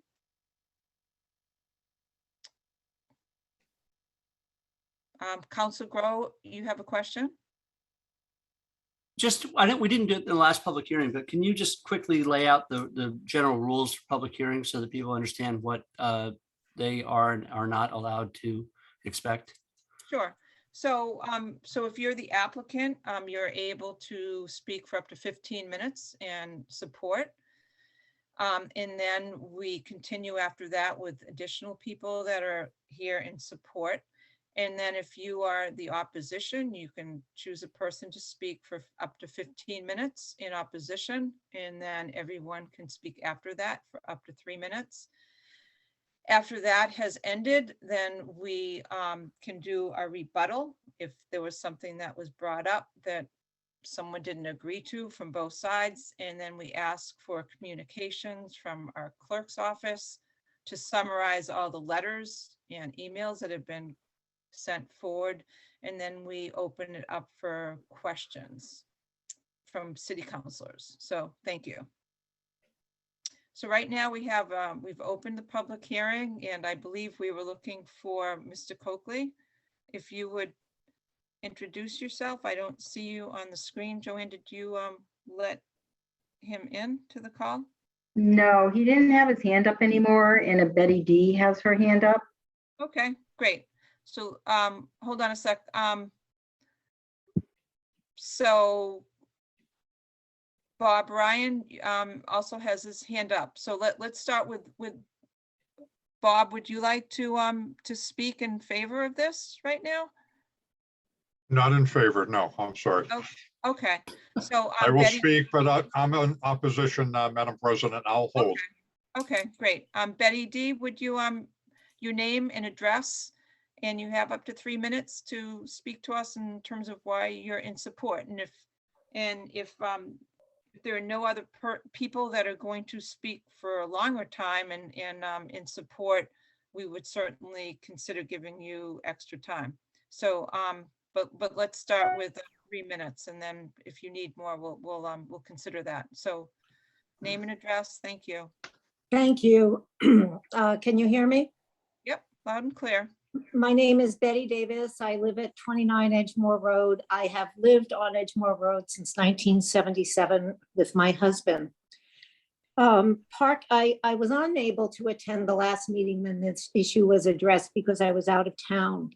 And when I saw it was on the agenda today, I was very pleased that I was able to at least make some comments. Parking on both sides of Farrington during the summer months, and it's only an issue for the summer months, is a safety concern, not only for pedestrians, but for vehicles. And I asked the committee once again to consider the residents' request. It really, the residents' effect to reconsider their decision. What we're asking is that during the summer months, Farrington Avenue, parking on Farrington Avenue is only allowed on one side of the street kind of bordering Eastern Point and then bordering where the beach goes. The reason we ask this is there are no sidewalks. It's a two-way traffic street. The size of the street is no bigger than East Main Street. With cars parked on both sides, pedestrians cannot walk safely. That's people going to the beach, people walking their dogs. With cars going in opposite directions, two cars cannot pass by each other when there are cars parked on either side, and they have to pull over and hold over, and pedestrians have to move out of the way. And it's a very big safety issue. The second reason why we don't think this is a good idea is emergency vehicles would not be able to drive up Farrington, or at a minimum, they would be seriously delayed responding to any kind of emergency. You may recall, and maybe you don't, but in the early 70s, there was an emergency on Edgemore Road, and someone kind of parked right at the intersection of who was at the beach on Farrington, right at the intersection of Farrington and Edgemore. The emergency vehicle could not come up the street. They were responding to a drowning child. The child drowned and did not get treatment in time because the emergency vehicle was delayed. Farrington, there are about 22 residents or homes on Edgemore Road and Stewart Avenue, which are very seriously affected by this double parking. And so it's not just for us residents, it's just for anyone who drives on that street or walks on the street. It's a problem. The other issue that I wanted to bring up is that when we leave, the residents leave Edgemore or Farrington, and they try to excuse me? Excuse me, Betty, just to let you know, you are over the 3 minutes, but if there are no other folks speaking in favor of this, I will let you continue. So just be mindful of the time. So thank you. I'm almost done, so thank you. The other thing is when the residents from Edgemore and Stewart try, when cars are parked on both sides of the street, to pull out, it's kind of like we have 6 or 7 foot snow drifts all during the summer. On the weekends, you just can't see. And when you pull out, you just hope when you pull out, there isn't a car coming over the hill down Farrington toward the beach or up from the beach that you can't see and is going to hit the front of your car. It's a safety issue for everybody. Now, I can't offer solutions, but I'm suggesting that perhaps these might be some solutions. Right at this place, St. Anthony by the Sea Chapel parking lot is right there on the intersection of St. Louis and Farrington. I know the church has not used the chapel for services or funerals for at least 10 years. I believe they also have not used the parking lot for weddings in 3 years. So that's longer than COVID. So I don't think it's a COVID related issue, but I don't know. That's something the church would have to be, addressed. But that might be an option to let people park there during, on the weekends to avoid this problem and to allow parking on only one side of the street. I do know, and actually when we were building our house here on Edgemore in 1977, we lived on Nautilus Road. And I know now there's no parking allowed on Nautilus Road by the footbridge to Good Harbor for the summer months. And it's because of the same safety issue. It's because of the cars, it's because of the people. And if you could possibly consider limiting the parking to the one side during the summer months, perhaps only, it would be, it would help, it would make things safe. I do know that sometimes I see parents trying to hold a child's hand, 2 cars going opposite directions, cars parked on both sides, and there is no sidewalk. And maybe if the city wants to put the money in for a small sidewalk, that's still not going to solve the problem. It's going to basically, the problem is the street is too narrow. It's about the same width as East Main Street. And if you look at the straightaways on East Main Street, there certainly isn't two side parking on East Main Street. In fact, there isn't even hardly one side parking, and they have a small sidewalk. cars during the night, if they do park there on the night, actually pull up on the sidewalk because it's very dangerous. So I would just hope that the city and the committee would reconsider this because it is a safety hazard and it's an accident waiting to happen. Thank you, Betty. Thank Other you. Thank you. Other folks that would like to speak in favor?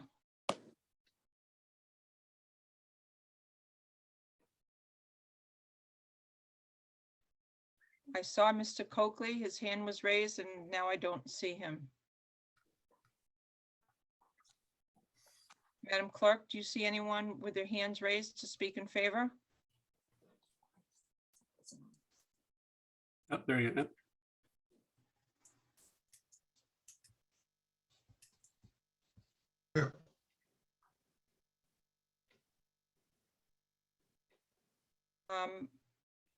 I don't see anyone. Is there I don't anyone? either. Okay, thank you. Is there anyone here that would like to speak in opposition? Oh, there you go. Oh, I just saw Mr. Coakley popped up again. Oh. No, okay. So, His hand keeps on going up and down, so I'm not sure what is going on with that. So I don't know if you want to allow him to speak, to ask him if he wants to allow to speak. Peter Coakley, do you want to speak? Because we'd like to hear from you. Oh, here he is. Okay. Name and address, please. And we're talking in support of Council Memard's order. Okay, can you hear me? We can, loud and clear. Okay, I'm sorry about that. I don't know what happened. Thank you. I'll take 3 minutes at the most, and thank you for your time. As you said before, it went to O&A last year, and after the abutters all spoke, they unanimously voted in favor of this. And I would add, this is a very, very small section of street that we're talking about. I don't know if it's 10 cars or 12 cars, but it says, Betty Davis said, it just creates a total mess. The argument against it, why it came back to you, is that it's a tradition, it's Mother's Beach. I agree. It's a beautiful beach. I'm sorry, I live on the corner of Eastern Point Boulevard and Farrington. So I go to the beach every day and I appreciate the beach. I've lived there for 20 years, but things have changed. 10 years ago, I wouldn't have made this call, but Gloucester's been discovered. And right now, people will go to Good Harbor Beach, and the word is out to get over to Niles Beach because you can park all the way up Farrington to Atlantic if you want to. And it's created total chaos on a busy summer day. I mean, for example, there is no sidewalks. The people are carrying beach gear and baby carriages marching down the middle of Farrington with the doors open on both sides because no one can have a sidewalk to get off of. There's hundreds of cars trying to get in and out of Eastern Point. There's cars on the beach backing onto the boulevard with pedestrians trying to not get hit by those cars. The people in Farrington, there's no sidewalks, as I said, so it's a total mess. The other beaches in Gloucester, as she said, I also lived on Nautilus by the footbridge. They don't allow any parking anywhere in the neighborhood. I mean, people are saying, but we want to go to our Gloucester beach. Well, then why don't you allocate residents only parking at Good Harbor Beach on the streets of the neighbors and on Wingershik on the streets of the neighbors? This has just gone on forever. So people think that this is a lifetime right to have. I can't even get out of my driveway. And then no one's mentioned, but then there's the garbage and diapers on what should be a sidewalk. And these other beaches too, Niles Beach is, big part of it is a private beach. And on those other beaches, Wingershik, Good Harbor, even Long Beach, they close that to the public, which, I mean, Scott Memhart knows that. That's a Massachusetts state law.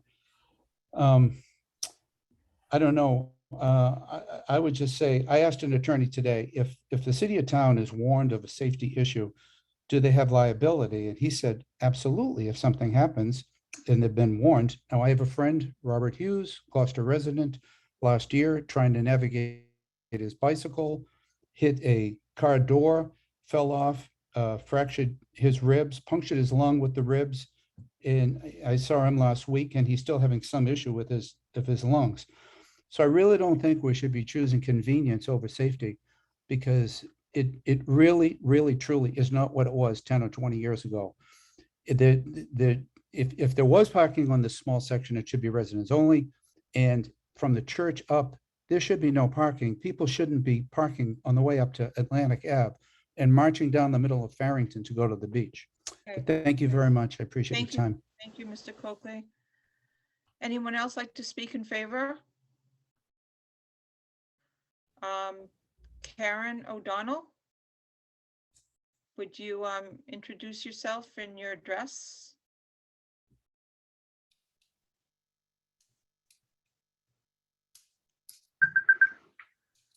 Yes, can you hear me? Hear you loud and clear. Yep, thank you. Thank you.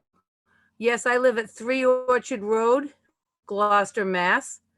And I am opposed to it because of a few things. One, I work for the city and I get out at 3 o'clock and I'd like to drive over and meet the rest of my family at Niles's Beach. And a lot of the time the parking spots are all taken. And with my resident sticker, it's nice to be able to go and park on Farrington Ave. And I might say, they keep saying there's no sidewalks, but most of the time when you're walking down Farrington Ave to get to the beach, there's some nice soft shoulder to the right-hand side heading towards the beach, and the same on the opposite side. So you're not in the street the entire time. So I'm opposed of it because we do need the extra parking. And as residents of the city of Gloucester, once we have our beach stickers, we should be able to park on either side so we can go and enjoy the beach. Okay, thank you. Councilor Grow, you have your hand raised? I just want to remind, we're still in the proponent side of this. We are, but I don't think that there are any more. So, right. so because there was the hands all came up. So at this point, people that have their hands up, just when we call you to speak, just say if you're in favor or not, and then speak up to 3 minutes. So next hand that is raised is in either in favor or opposition. Bob Ryan had his hand up. Okay, Bob Ryan. Introduce yourself and your role, please. Thank you. And you're muted.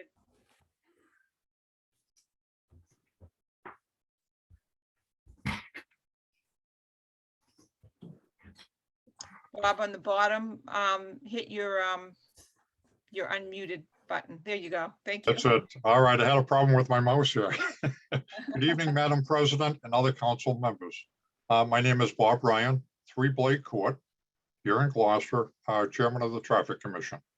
I'm here tonight to oppose this order, several reasons. One, first and foremost, as you all know, Eastern Point Boulevard along Niles Beach, there are 40 parking resident sticker only spaces, 2 of which are handicap spaces. Moving up Farrington Ave on the southerly side from the Stone Pillars to St. Louis Avenue, we have approximately 20 spaces there, and that's designated also May 1st to September 15th, resident sticker parking as well. On the northerly side, the side in question this evening, that's open to both residents and non-residents. So if we look at Niles Beach, we have 40. On the southerly side of Farrington, we have 20. That's 60 spaces for Gloucester residents. The other side, we hear numbers, only 8 cars or 10 cars will be displaced, and that's not accurate.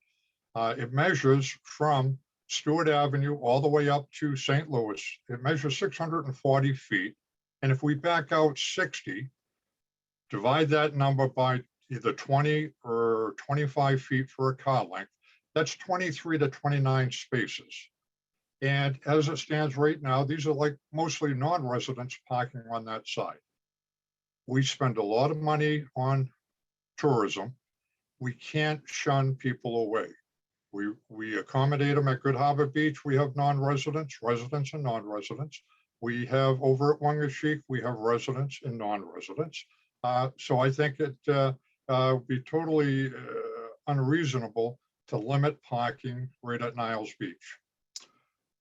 That covers the spaces available. Again, leaving the northerly side as is.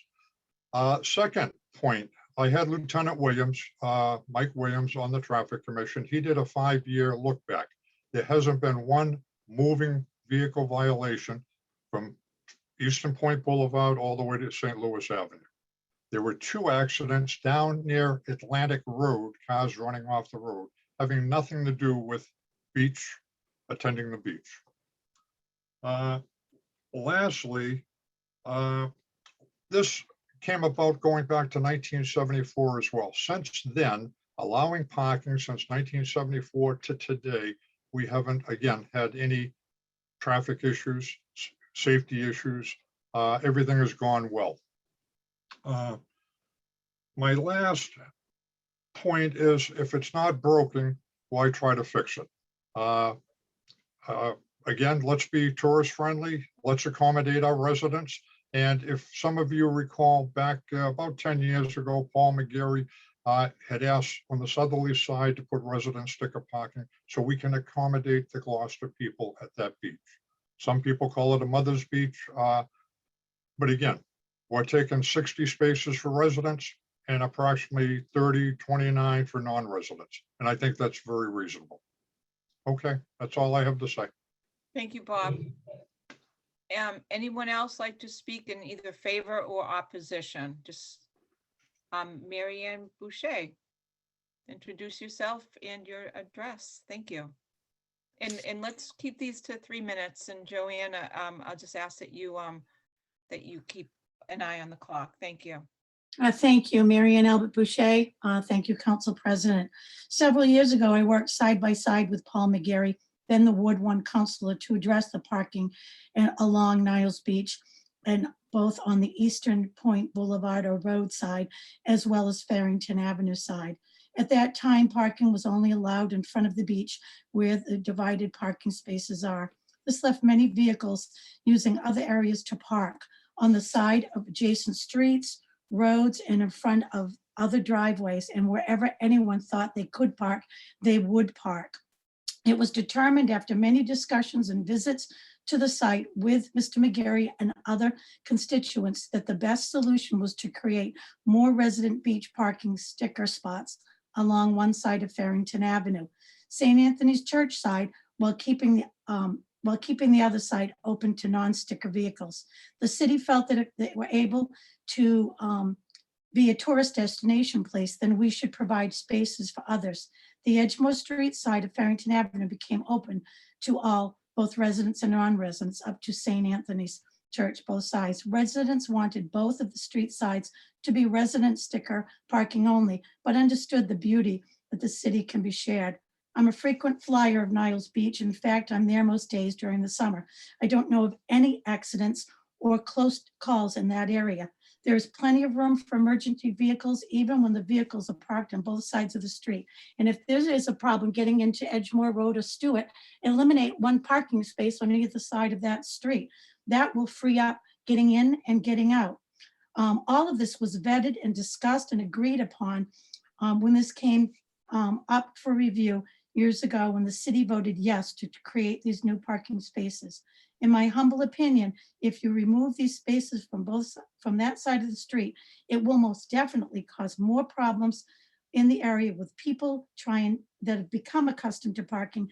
They are going to look for any street, any space, anywhere. They're going to walk their children further and everything else that goes along with their beach supplies.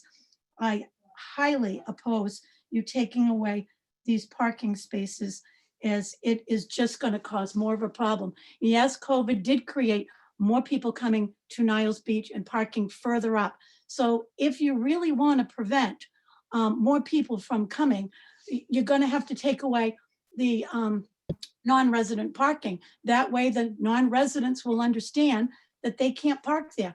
But if we are going to be a true destination city like we want to be, then we should allow at least a few spaces for non-residents.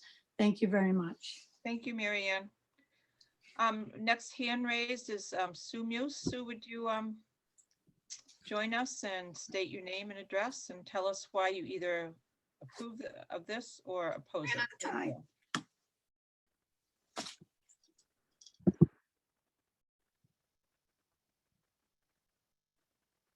Sue, you can speak. We see you, on the screen. Go ahead. Me? Try again. You sound like you're in a tunnel. You can speak. Can you hear me? Now we can. Try again. You sound like. Hear me now?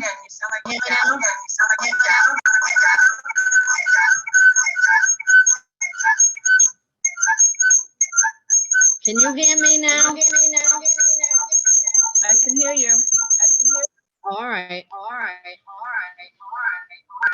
I'm in opposition. A lot of echo.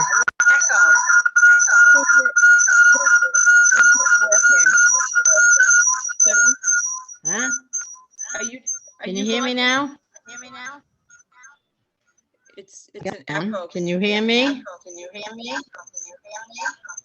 You I can hear you. Can you hear me?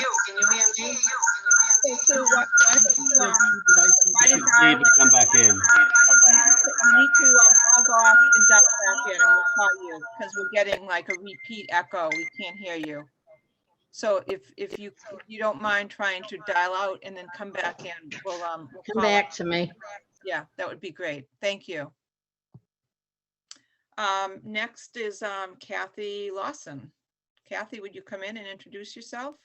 I had Heather Goolsby next. Okay, I'm sorry, Kathy, hold on. Let's do Heather Goolsby. Heather, would you introduce yourself and your name and address and your name and address? Yeah. And, Hi. you have 3 minutes to speak in favor or opposition. Go ahead. Hi, my name is Heather Goolsby. I live at 12 Mondello Square.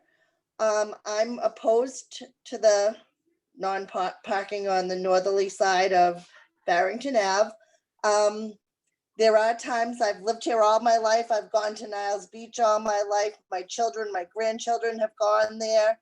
And there are times when if you don't get there early enough for that parking, you need to park someplace else. And Farrington Ave has always been great to be able to park there. My children grew up here, but now a couple of my children moved away and my daughter works second shift.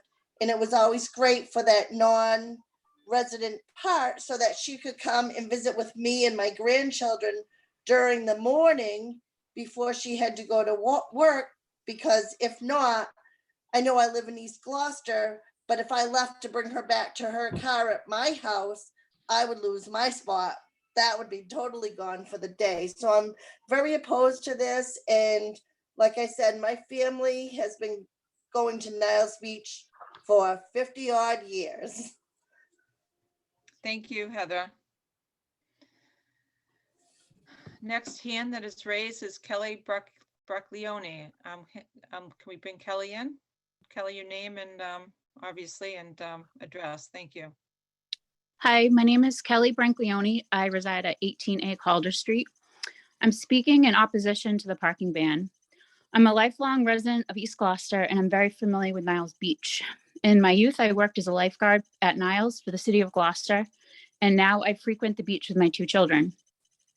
In my experiences, Niles Beach attracts families and seniors because of its easy and safe access. If you go to the beach and ask any child, "Where did you park today?" the answer will go something like this: "I'm not sure exactly. My mom dropped me off with our beach stuff and a grown-up kept an eye on me while she parked the car." This really goes to show you that Niles Beach is a safe place and children are not typically walking along Farrington Avenue. Traffic on Farrington Avenue during busy summer days is not a safety issue. In my opinion, it's just more of an inconvenience to a handful of neighbors. Please don't unjustly take away our access to this public beach from our deserving taxpayers. Thank you. Thank you, Kelly.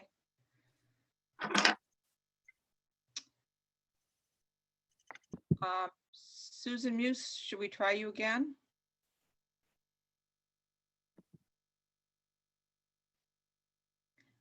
Name and address. Thank you. Can you hear me now? You're still. I can hear you. Yeah. I don't know. I unmuted. I don't. Okay, well, why don't you speak quickly so we can see if we can catch what you're saying. Okay. I'm in opposition to changing any parking at Niles Beach. Can you hear me now? Heard what you just said. It's not easy. to Okay, hear because it's echoing, but we did hear what you just said. So continue. all right.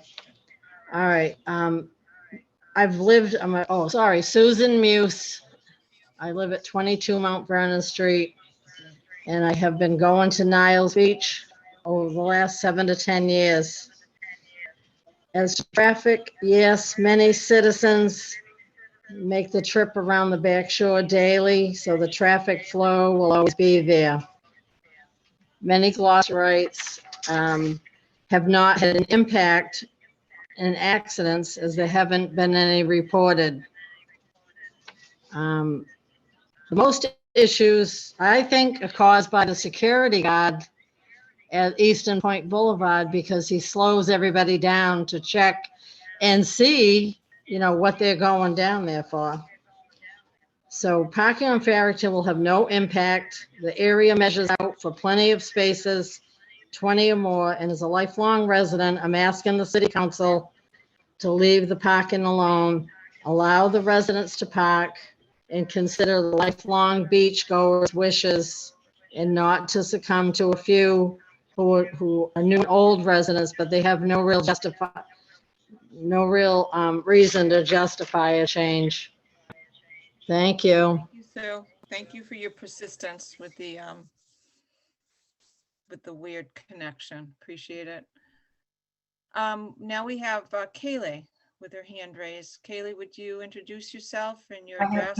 I had Kathy Lawson first. Okay, Next. great, Kathy, that's fine. Name and address. You have 3 minutes. Thank you. Okay, can you hear me? We can. Okay. My name is Kathy Lawson and I live at 40 East Main Street in Gloucester. And I am also a lifelong resident of Gloucester. I've been enjoying Niles Beach since I was a teenager. We used to play King of the Raft on that orange float that was moored out there many, many years ago. So I've been going to Niles for quite a while. But I would like to state that I am vehemently opposed to removing parking on the northerly side of Farrington Avenue for many reasons. First of all, Niles is a beach where many families with young children and a lot of elderly people, such as myself, go to spend their days during the summer. And if the parking on the northerly side is taken away on Farrington Avenue, it's going to make it extremely difficult to access the beach, as walking down Farrington Avenue past St. Louis Avenue is quite a hike and it's going to present challenges to this population. And as Karen O'Donnell stated, there is a soft shoulder on each side and the majority of people walk on that soft shoulder versus walking in the street. And secondly, I disagree with what was stated at the last meeting of this affecting 8 parking places. It's not affecting 8 parking places. It's affecting approximately 25 as stated by Bob Ryan. He measured it out and it's by using the industry standards, it's approximately 25 cars, not 8 parking spaces, which was represented at the last meeting. I don't agree with 8. And I would also bring up the fact that Lieutenant Mike Williams researched it and there was only, in the last 5 years, there were no accidents in that area. So I really don't think that there is a traffic problem in this area. And I truly believe that when the traffic comes through and they see parents with children walking, they in fact do slow down. And if there was no cars parked on the northerly side, they're going to come speeding through. So I respectfully ask for you to vote against this very ill-conceived proposal, which will not be in the best interest of hundreds of Gloucester residents. To appease 12 residents in that area who live there for a very short time in the summer to the detriment of many Gloucester residents, I just don't think it makes any sense. Thank you very much. Thank you, Kathy. Now I see Kaylee. Kaylee, can we bring you in and your name and address, and you have 3 minutes. Thank you. Hi, my name is Kaylee Neone and I live at 6 Davis Street Extension. I have 3 daughters who I take to Niles Beach almost daily in the summer. And I wanted to say that I strongly oppose this motion to get rid of the parking. I agree with Kelly. Most days you see so many mothers dropping off their kids and their stuff to the friends that are on the beach already, and it's the parents going up to park, and not many kids are walking down that road anyway. And I also agree with what others have said, that if you take away that parking, people are going to speed on that street more.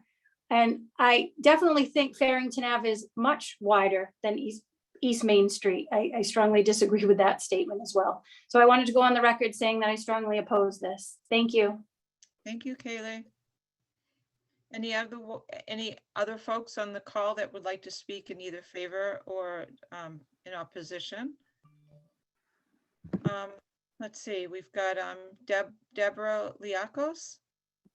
Yep, can you hear me? Yeah, name and address, please. Thank you. Debbie Liakos, 41 Woodward Avenue. I'm also a lifelong resident of Gloucester. I've been here 67 years. I'm a frequent flyer of going to the beaches, and I strongly oppose this parking change. I find it suspect that someone who spoke in wanting to have this change, who's been on Edgemore for 45 years, it's suddenly become an issue. I find that suspect.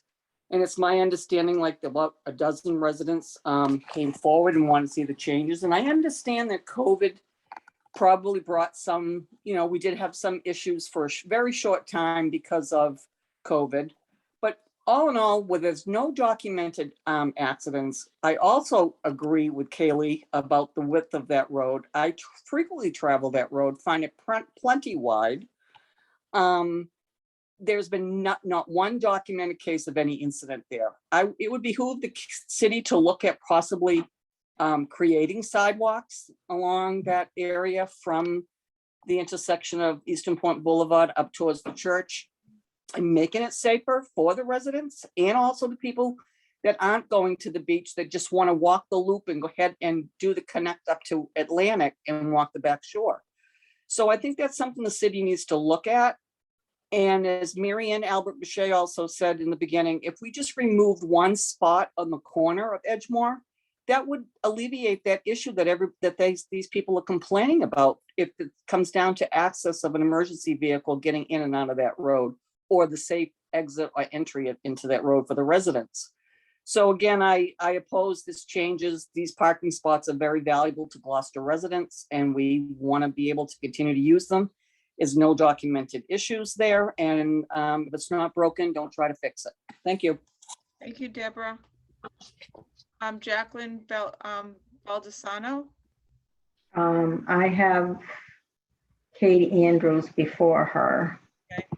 Katie Andrews, name and address, and you have. Hi, I'm Katie Andrews, 4 Decatur Street, Gloucester, Mass. I would like to oppose changing the parking on Farrington Ave and appreciate all the councilors' support in this. And I would also like to agree with what everybody else has been saying. I go to Niles frequently. I've never seen an accident in all those years. So I don't want to keep repeating what everybody's saying, but they're really and truly, we need to take care of all our residents. And I would appreciate you voting to keep it as it is. Thank you. Thank you, Kate. Now we have Jacqueline Baldessano. Hi, I just wanted to speak, Jacqueline Baldessano, 14 Decatur Street, and I just wanted to speak in opposition as well. I think everyone did a fabulous job highlighting the reasons that we should oppose this. And I live on Decatur Street, and as many know, we get Good Harbor Beach parking here. So removing, parking other places, Decatur's a lot more narrow than Farrington Ave. So people will find those side roads and will park on them. So thank you very much. Thank you, Jacqueline. Denise Pascucci. Denise, introduce yourself and your address, and you have up to 3 minutes to talk to us on this matter. Hello, can you hear me? We sure can. Thank you. Hi, Denise Pascucci, 20 Birch Grove Heights. I just want to also oppose these measures of taking parking away on Farrington Ave. Pretty soon, I'm going to be a retired grandma, and I have taken my grandchildren to Niles Beach, and it is just like everybody says, it's very easy to get in and out of, unload, and the benefits are just outweigh Good Harbor Beach or Wagner Sheep Beach. So I too oppose this, and I hope that our city council will consider listening to all of us. So thank you so much. Thank you, Denise. Any other folks on the call that would like to speak in favor or in opposition? Seeing none, I would like to ask our city clerk if you can tell us about communications in addition to the background that you were able to find in terms of the history. So how about general communications first, if you would do that? Okay. So the communications that we received were Patty Page opposed, doesn't feel safety in an issue. Denise Pascucci, who just spoke, she's opposed. Marianne Hobbs Boucher, opposed. Marianne Albert Boucher, opposed, doesn't feel safety is an issue. Carla Benjamin, Kelly Brancleone, doesn't feel safety is an issue, suggested a designated drop-off space. Gina Roselle opposed, Kate Andrews opposed, Susan Muse opposed, Karen Zager opposed, Kathy Lawson opposed, doesn't feel safety is an issue. Diane Easton opposed, Sharon Shinkola opposed, Deborah Aiello opposed, Pam Steele opposed, Jane P. Montanero opposed, Brenda Malloy opposed to restrictions, supports resident-only parking to the church and no restriction beyond. Let's see. Karen Cooner opposed, Maria Clark opposed, Jean Phillips opposed, Marla Polizia opposed, Janine Canellis opposed, Jerry Gula opposed, Stephen LeBlanc opposed, Julie Nicastro, A. Nicastro opposed, John Nicastro opposed, Jack and Betty Davis in favor. Peter and Kathy Copley in favor for public safety and trash concerns. Richard and Lanley Macon in favor of public safety and trash concerns. Karen and Paul Murphy in favor of public safety and trash concerns. Jean and Sandy Heacock, public safety and trash concerns in favor. Laura Coburn and Seth Hutchbaum in favor of public safety and trash concerns. Vincent and Elizabeth G. Cesare in favor of public safety and trash concerns. And I've distributed this Excel spreadsheet with all the communications to all the counselors. Thank you, Joanne. Also, thank you to the clerk's office, because I know that in some cases, some people have corresponded at least 3 to 4 times since last fall, and they were all picked up in the reports that you did. So thank you for that hard work. I would like at this point for you to share the communications with City Council in terms of what you learned when you rolled up your sleeves to look at the history of Farrington parking. Okay, so I see Pamela Stale's hand is up, and I'm not sure if I skipped her name or not, if I said Pamela Stale was opposed. So let's continue with you, and, Okay. and I will suspend the rules of procedure to allow her to speak, but she raised her hand after we were into your section. So I'm Okay. continuing, and we'll make sure we give All right. Pam a chance. So I just want to say that there were amendments to the Code of Ordinances that were initiated and voted on by previous city councils, and said amendments were submitted by former city clerks to update our Code of Ordinances in regard to parking on Farrington Avenue.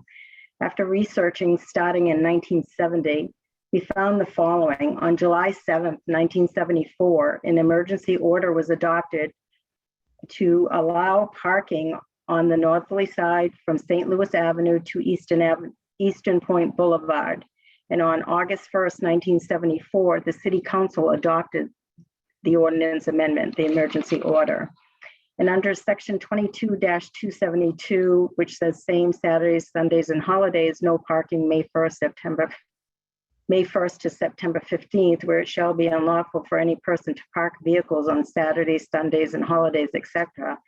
Farrington Avenue is on the books for Farrington Avenue North Side from St. Louis Avenue to Eastern Point Boulevard on Saturdays, Sundays, and holidays. And it should have been deleted from the code at the same time when the city council adopted the ordinance amendment on August 1st, 1974. So saying that is that there were so many amendments to the code and various councils, and when they put an amendment in, and sometimes a portion of the code which coincides with the no parking or to allow parking, was an oversight by not deleting another section. And as we come across these, which I have come across many since taking over as city clerk, we try to just clear up the confusion. So back in 1974, they did allow parking on the northerly side of Farrington Avenue. And perhaps that's why it's unmarked right now in terms of Yes. sign. Okay, thank you. So is there any more communications, Madam Clerk? No, they're not. Okay, so now it's time for questions, counselors, and we're grateful that Chief Conley is on the phone, still zoomed in, hopefully, if because it's been a long night for you, and we totally respect the fact that you're here. So counselors, first of all, are there any questions that you'd like to ask of either the Councilor Nolan or Chief Conley or Bob Ryan? Anyone at all? Jeff Worthy, go ahead. Oh, I didn't see you, Jason. I'm sorry, Jeff. If you'd like to Go ahead. defer to Jason, I, Go for it. Come on. okay, thank you. Obviously, we're gonna get to comments, and I appreciate all of the comments from the residents. This question is for Ward Councilor Memhard, if I may. Have you, just to be clear, we're looking at the ordinance before us is to remove parking on both sides, is that correct? No, Northerly side. Has it been Norther- considered? Sorry. northerly side. So has there been consideration for allowing parking on the ocean side? That's how I see, that's how I have to visualize it. There it is. The eastern point, southerly side, as we call it, is reserved and posted currently as resident only parking from the entrance, from the gates, eastern point out to St. Louis Avenue. Yes. Thank you for that clarity. My next question is for the administration. I'm sorry, may I ask another question? One more, and then we'll open up the floor for other counselors to speak. Go ahead, Absolutely. Counselor. Bad habit, I think. This is a question for the administration, although I don't expect they can answer it at the moment, just because they haven't been here for a summer yet. Maybe it's to Ms. Cahill. When I worked at Good Harbor Beach 25 years ago, we would recommend people to park at Long Beach. And if that place was full, we'd recommend they park at Niles Beach. And that was told to me from Parks and Recreation as sort of the protocol from the administration. I assume that you haven't had any of those kinds of conversations yet, but can we look into whether that's something that we discontinue, referring people to try to park at Niles Beach where there is obviously not as much parking as there would be at Good Harbor or Stage Fort Park? I can say we certainly have not, sorry, Madam Chair, Madam President, thank you. We certainly have not had any of those discussions under this administration. I can say from my work as Community Development Director in the previous administration, particularly through COVID and all of the work we've done to address traffic and beach traffic in particular, it's never come up in a conversation in my 4.5 years that we have ever suggested anybody divert any traffic to Niles Beach. In fact, the efforts that we've put forward related to parking have all been to divert parking to Stage Fort Park to use the CATA trolley service. Make sure that message is getting down to the people at the staff at the beach. That's it I have other questions, but I'll certainly release. Thank you. Councilor Grow. Two very quick questions. One, Joanne, can you clarify what is the current parking on the northern side of Farrington, as you understand it along that stretch of the road? It is, parking is allowed on the northerly side from St. Louis Avenue to Eastern Point Boulevard. With no And then- restrictions. No, Okay, all right, it doesn't say resident or non-resident. It just says parking is allowed. That's what they adopted in 1974. And very quickly to Chief Conley, thank you for hanging in there. In your experience, do you have any experience with problems with emergency vehicles getting down Farringdon during the summertime? Not in terms of the police department, no. I'm unaware of any complaints. I'm sure we would have heard about it coming from the fire department. Very good, thank you. Any further questions for anyone that hasn't spoken? I have a question for Chief Conley. Would you just elaborate if you're aware of any accidents or traffic violations in that section over the past few years since you've been chief of our police department? So I'll actually, Madam President, I'll go 2 years further. As you know from earlier comments, that Lieutenant Mike Williams represents the police department on the traffic commission, and we pulled data for 5 years from that area, and there have been 3 accidents in the last 5 years. 2 of the accidents, one accident was a medical emergency by a single operator who lost consciousness and collided with another vehicle, I believe. The other accident was someone who lost control of their vehicle, single accident, hit some hedges, suspected that they were impaired, but they fled the scene. And the last accident was very, very minor, and it involved a car scraping up against another car that was parked. We're unaware of any injuries. I know there was some comments earlier from Mr. Coakley regarding a bicyclist. That I'm not denying that happened. It just that wouldn't be captured in our traffic accident data. I'm unaware of any other major incidences. We certainly ask for people who've worked at the Gloucester Police Department for a very long time to comment and share with us what their thoughts on any types of specific incidents came to mind, and there were no additional comments. Thank you, Chief. Any other questions? So we'll go back to Council up. I'll pick Jason Grow this time because I chose Jeff last time. Over you. That's right. Absolutely correct. Little competitive Chief, here. Huh? Chief, just two quick questions. One, how frequently do the police patrol that area during the summer? And this is more a question, I guess, for the DPW. Can we mark out no parking zones at the corners, because there is already you can't park on the corners of intersections.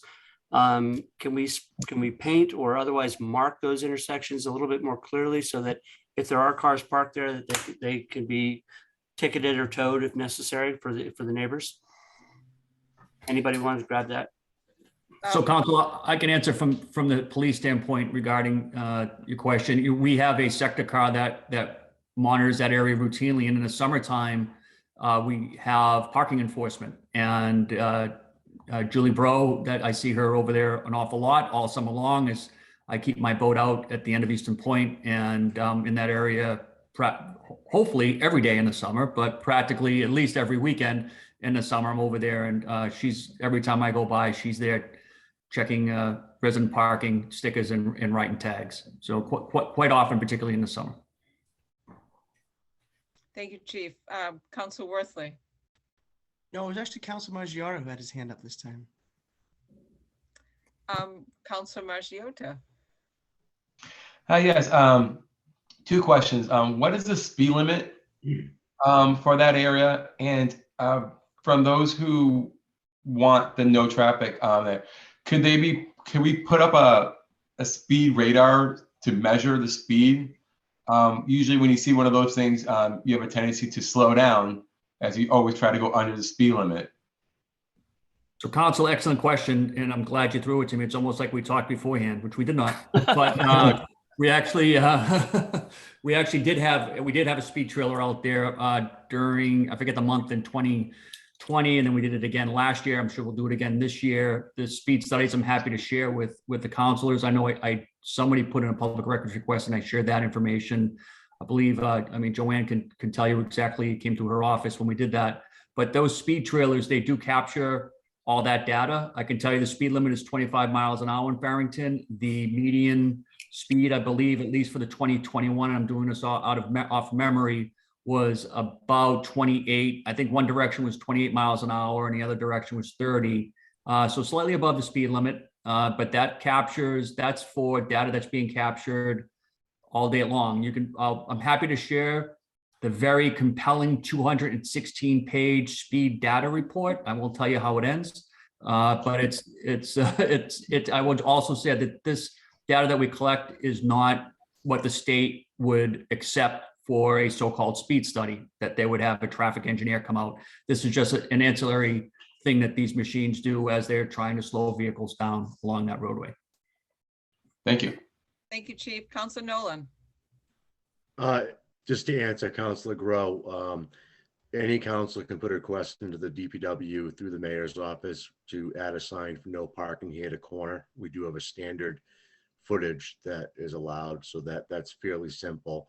As far as the other regulations, we are looking into all of our regular parking and beach zone ordinances coming up. To be clear, I'm not asking for more signs, to be honest with you. We tend to sign things out. I've got 4 no parking on corner signs in intersection away. We don't need more. There is regulations that monitor how close you can park to an intersection. And if we make that clear, we make tickets on those particular corners, keep them clear for the residents. I understand their concerns, but I agree with you. I'm not a big fan of more signs, but I thank you. That's right. And I believe it's 20 feet from an intersection. I don't know. I believe that that's correct, Chief. I got the thumbs up from Bob, but that's 20 feet. Wow. I was secretly hoping no one would ask me this question because I don't know how to hunt. I'm not going to take grief on social media if I get the answer wrong. And I have to look at a ticket book, and to be honest with you, it's been a while since I've looked at the parking ticket book. But it is 10 to 20 feet. It's something around It's that. 20 feet. 20 feet. And 10 from a hydrant. Thank you. Anyone else have any questions? Jill Cahill, go ahead. I just wanted to answer Councilor Grow also that obviously what you're really getting at is the enforcement of the parking from the corner, right, so I mean, that's something that we can work with parking enforcement on, but also having worked closely with the treasurer's office, if there's not a sign within a certain distance of where the ticket is written, they cannot enforce the ticket either. So unfortunately, if you would like us to be able to write tickets and enforce that ticket, we're gonna have to put up a sign. You can't just stick Julie on them, huh? Okay. No, we can't. So they come hand in hand, but we're happy to work with you on that and the residents as well. If obviously we hear the residents who are having trouble getting out of their driveways, we hear that around all of our beaches. So if there's a way that we can work with you to do that, we will. We're happy to work through that with you guys. And we are working on a lot of enforcement and parking issues with the chief at the moment anyway. Great, thank you, Jill. So councilors, without objection, I'd like to allow Pamela Steele to speak. She raised her hand about 30 seconds after we went to communication. So Pam Steele, Joanne, would you let her in? And if you just introduce yourself and your address, and you have up to 3 minutes to speak to us. Thank you. I'll be very brief. Pam Steele, 10 Pilots Hill. I'd just like to go on record as opposing any change in the parking because I see it as a mental health issue.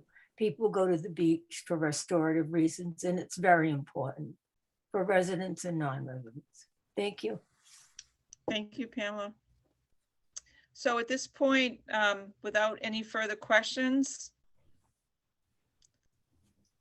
seeing none, I'd like to close the public hearing and ask for the committee report from Councilor Nolan. Councilor, you're on mute. On a motion by Councilor O'Hara, seconded by Councilor Majota, the Ordinance Administration Committee voted 0 in favor, 3 opposed, to recommend the City Council amend GCO Chapter 22, Section 22-270, parking prohibited at all times, in Section 22-291, tollway zones by adding Farrington Avenue northerly side from its intersection with Eastern Point Boulevard in an easterly direction to its intersection with St. Louis Avenue. Nice move. Second. Okay, we have Counselor Nolan has moved it and Counselor O'Hara has seconded it. So I'd like to have discussion, and in fairness to Counselor Memard, who's the ward counselor, I thought that we should start with the person that put the order in. So Counselor Memard, let's start with you. Thank you, Madam Chair. You know, I'm sorry that the community has to rehash these issues over the years, and but I think it's good to refresh our current status. And I think the popularity of Niles, which is a lovely beach, we're very, very fortunate to have it and enjoy it and to be able to share it. You know, I proposed this in specific response to concerns by my constituents who are neighborhood abutters who experience the challenges and see the risk of possible damage and harm from excessive parking on that road. So I'm glad that we're having this discussion. You know, a number of them have weighed in who didn't speak this evening, who spoke at the Traffic Commission. There were 7 or 8 at the Traffic Commission meeting. I've received letters from a number of them, and we've shared that with the council. You know, it's clearly an asset that the general public throughout Gloucester cherishes and appreciates and wants access to. And the balancing challenge is just to provide that access without really infringing on the public safety or the rights of people who happen to live in that neighborhood, which we've been very careful throughout the city to try and extend our enforcement so that people don't, the general public and visitors from out of town don't park in our front yards and block our driveways all through the beach neighborhood districts, which include Winkersheag and Good Harbor and this beach, Niles Beach. So I appreciate the dialogue, and I look forward to other questions or comments or discussion by the council before we go forward towards a vote. Thank you, Counselor. Counselors who would like to discuss this? I will call on Counselor Grow. You are muted. Yes, I am. Again, the voices I hear. I just, you know, I appreciate the neighbors' concerns. We do so much in the city, I think, at times to discourage people from coming here. And when we push off parking in one neighborhood, what we're really only doing is shoving it off to another neighborhood. You know, when they initiated the more draconian penalties down near Nautilus and Beach Road, you just have people walking further afield. And it's not really resolving the problem of parking or parking inconvenience, because you're moving the inconvenience from one neighborhood to another neighborhood, and you're not actually solving the problem. You know, a couple times Nautilus Road was mentioned tonight, and on my first go around on the council, I thought it'd be really great if we could make Nautilus Road resident parking only, since effectively a lot of people park there anyway. Immediately had my knuckles wrapped by Arlie Pett and his historic documents that the Bass Rocks Beach Club actually owns that stretch of the area and only allowed Gloucester to park there or to access it as a road in exchange for no parking there. So that's actually not a safety issue. It was an agreement that the city made with the Beach Club 100,000 years ago, so that parking wouldn't be allowed there. I'm not a big fan of denying our beauty of the beaches and our parks for anybody. I think that we have a tendency to want to say residents only, or, you know, we're the taxpayers, we're the only ones who get to enjoy it. But I also imagine when I go to other communities, how I feel when I'm not allowed to enjoy their neighborhoods and their beaches and their whatever. So I'm not in support of this. I don't think the safety issue is borne out. You know, of course, anytime something happens that causes an accident, we're open to having our fingers pointed at, and you know, we told you so. But I think the truth of the matter is that, you know, while it may be congested a little bit, there is far less danger on a daily basis than is made out to be. So that's all I have to say on this. Thank you, Counselor. Counselor Worthley. Yes, thank you, Madam Chair. Thank you, Councilor Memhard, for introducing this. I have served both as an at-large council and as a ward councilor, and I understand the challenges of trying to mitigate issues and having people on both sides who are in your constituency. So I give you credit for balancing that or trying to balance that.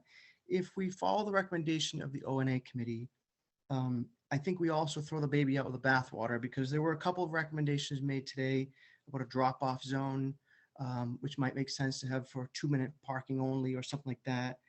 Councilor Grow talking about maybe doing something with the signage and or painting the ground, the cement to make sure there's no parking close to the neighbors' entrances to the driveways or the intersections.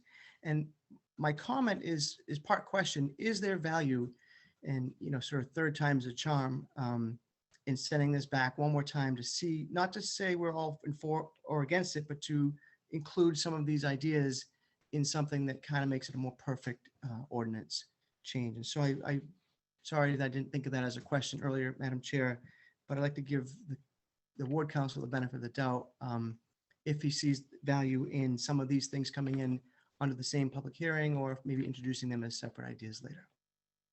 So let me continue with the next person that had their hand raised. Councilor Majota, would you discuss this with us? No, I don't know if I have my hand raised, but I love Niles Beach. I use Niles Beach. It's a great beach. I'm trying to make people not call it a mother's beach, maybe a parent beach. That would be good.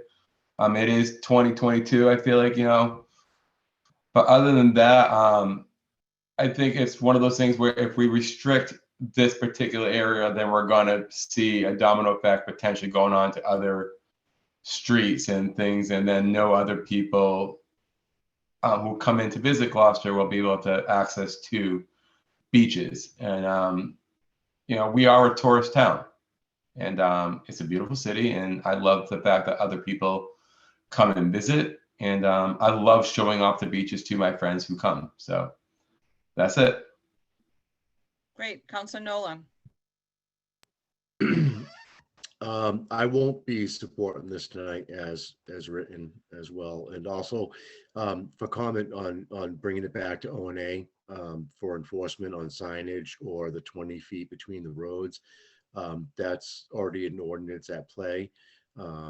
We could bring up in another study a drop-off point that would be totally separate from this actual ordinance or this public hearing for something like that. 'Cause I think a drop-off point could be done through the municipality and through the administration without a public hearing, so we're not closing access to something.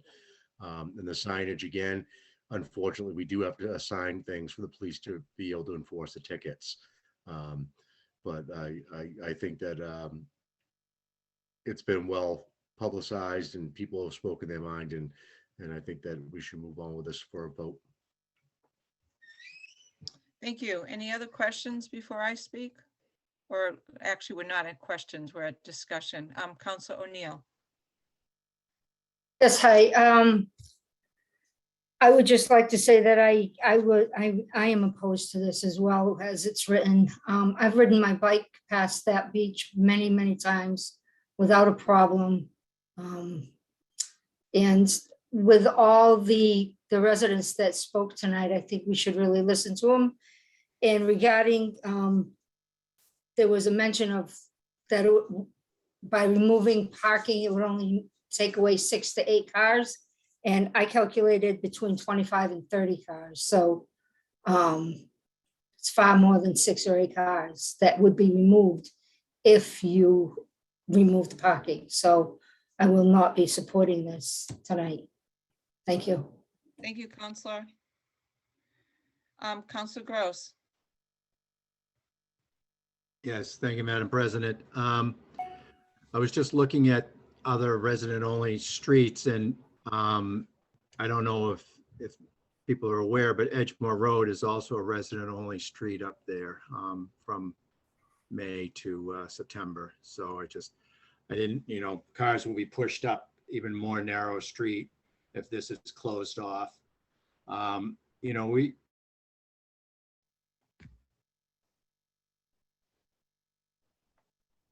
Counselor, you're frozen again. I think we need more cell towers in Annisquam. Yeah, tell me about it. I think Oh, so. yeah. Counselor Gross, continue. You froze again, but now you're not frozen, so All go right, I ahead. gotta write the time down so I can yell at Comcast.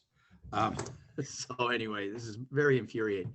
I don't know where I lost you, but I was about done anyway, so. But I just wanted to. Well point out- said. Okay, It's been a long night. all right, bye. Anyone else like to speak before I just have a brief comment? Okay, so Madam President, Mr. O'Hara. I just saw Counselor O'Hara. Thank you, Counselor Machota. Go ahead, Counselor O'Hara. Sure, thank you. As I mentioned in ONA, Gloucester's a city that welcomes our visitors. And I think it's fair to say that there isn't an area of Gloucester that is not impacted by visitors coming into our city. As I said at ONA, I believe we not saying that there aren't safety issues, because when these visitors come into Gloucester, no matter where they are, there are safety issues. Downtown Prospect Street in front of Lady of Good Voyage is a prime example of a safety issue, and we managed to live with it. I think we need to accept that we're going to have visitors, and for the 3 months that they come in to enjoy our city, we get to enjoy it for an additional 9 months. I will not, as an ONA, will not be supporting this, and I will not support this tonight. Thank you. Thank you, counselors. I'm looking closely. Okay, so I will not be supporting this either. Although I appreciate the reasons why Council Memard looked into this, which was safety reasons, and there were certainly videos that we saw that things seemed pretty tight up there. It doesn't negate the love that so many people in the community have about the use of that beach. And to Councilor Majoto's opinion here, that I think, you know, it's not just a mother's beach, it's a father's beach too, because I absolutely know that he probably is going to get taking his 3 children there this summer. And I'll remember that it is not a mother's beach anymore. It's either father or mother. So, but you know, I just think that the democratic process has been heard. I think it's been a really good opportunity to hear from so many people in the community about their passion and how important it is. And for that reason, I will not be supporting this. Okay, I think we're ready to do a roll call vote. So, getting back to my list. And now remember that I'm Val Gilman. Councilor Majota. No. Councilor Memard. Present. Councilor Nolan. Sorry. No. Councilor Nolan, I didn't hear you. No. Councilor O'Hara. No. Councilor O'Neill. No. Councilor Worthley. No. Councilor Gilman. No. Councilor Gross. No. Councilor Grow. No. We have 8 noes and 1 present. Thank you. And thank you, Chief Conley, for staying, and Bob Ryan for your service in the Traffic Commission, and for Jill, your participation. It's very much appreciated. So, and thank you for the 40 attendees that have stuck with us for a long night. So much appreciated.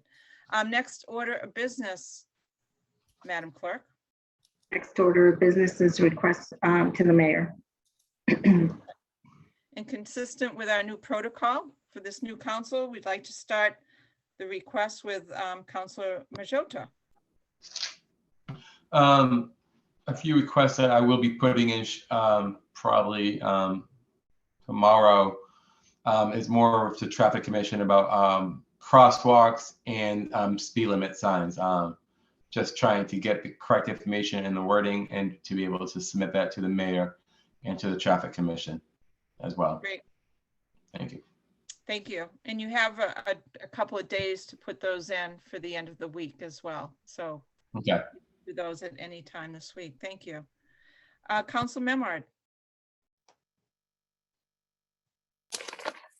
I'm still working on a priority list of concerns to the mayor's office. I have not submitted that as yet. However, I would like to bring forward one request that I've brought up with the previous administration. It's a good counterbalance to the discussion we just had. And one of the members who discussed their recollections of family pleasure at Niles referred to the swim float that used to be there, the orange swim float, where many East Gloucester residents learned to swim with the swim instructor that was available. And I would like to make a request through the mayor's office to follow up on the request that I made several years ago and was nixed, but I did have great support from TJ Shimataro, our harbor master, the high school building group who could help construct a safe float, and all the other elements that would help allow us to expand access to that beach and the public's enjoyment there. So I would like to make that request to the mayor for Niles Beach to bring back the swimming float. Thank you, Counselor. Counselor Nolan. I have no request tonight. I just want to give a big shout out to the administration and the DPW and the way they handled the storm the past 2 weekends. I thought the response with the phones being answered real time was an excellent change. The men and women working the streets worked tireless through a very blinding snowstorm. And then to be followed up with the next week, which is this past weekend, with a very icy situation that's hard to control and manage. And I thought all in all, there's an A+ out there for the DPW and the administration. And I want to thank them for taking care of our city. Thank you, Counselor. Counselor O'Hara. I want to support Councilor Nolan, what he just said, and just add on what Councilor Memhard, that possibly we get that float off of Niles, that we call it the Bernie Pratt float. 'Cause I think many of us learned to swim from Bernie Pratt. And one additional regarding the snow, let's not forget, obviously, good amount of it has melted, but we have the sidewalk issue that I think we're focused on, and the administration will appreciate your continued support at resolving that. Thank you. Thank you, Counselor. Counselor O'Neill.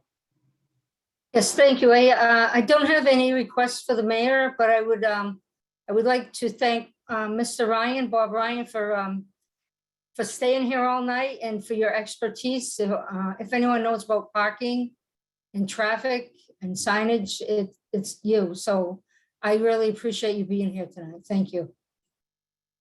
Thank you, Counselor. Counselor Worthley. Thank you. I just have a couple. I'd like to echo the comments about the DPW. Thank you, the administration, for canceling school early. My kids were elated with that. Overall, good job, and specifically Mike Hale. We were in correspondence a number of times.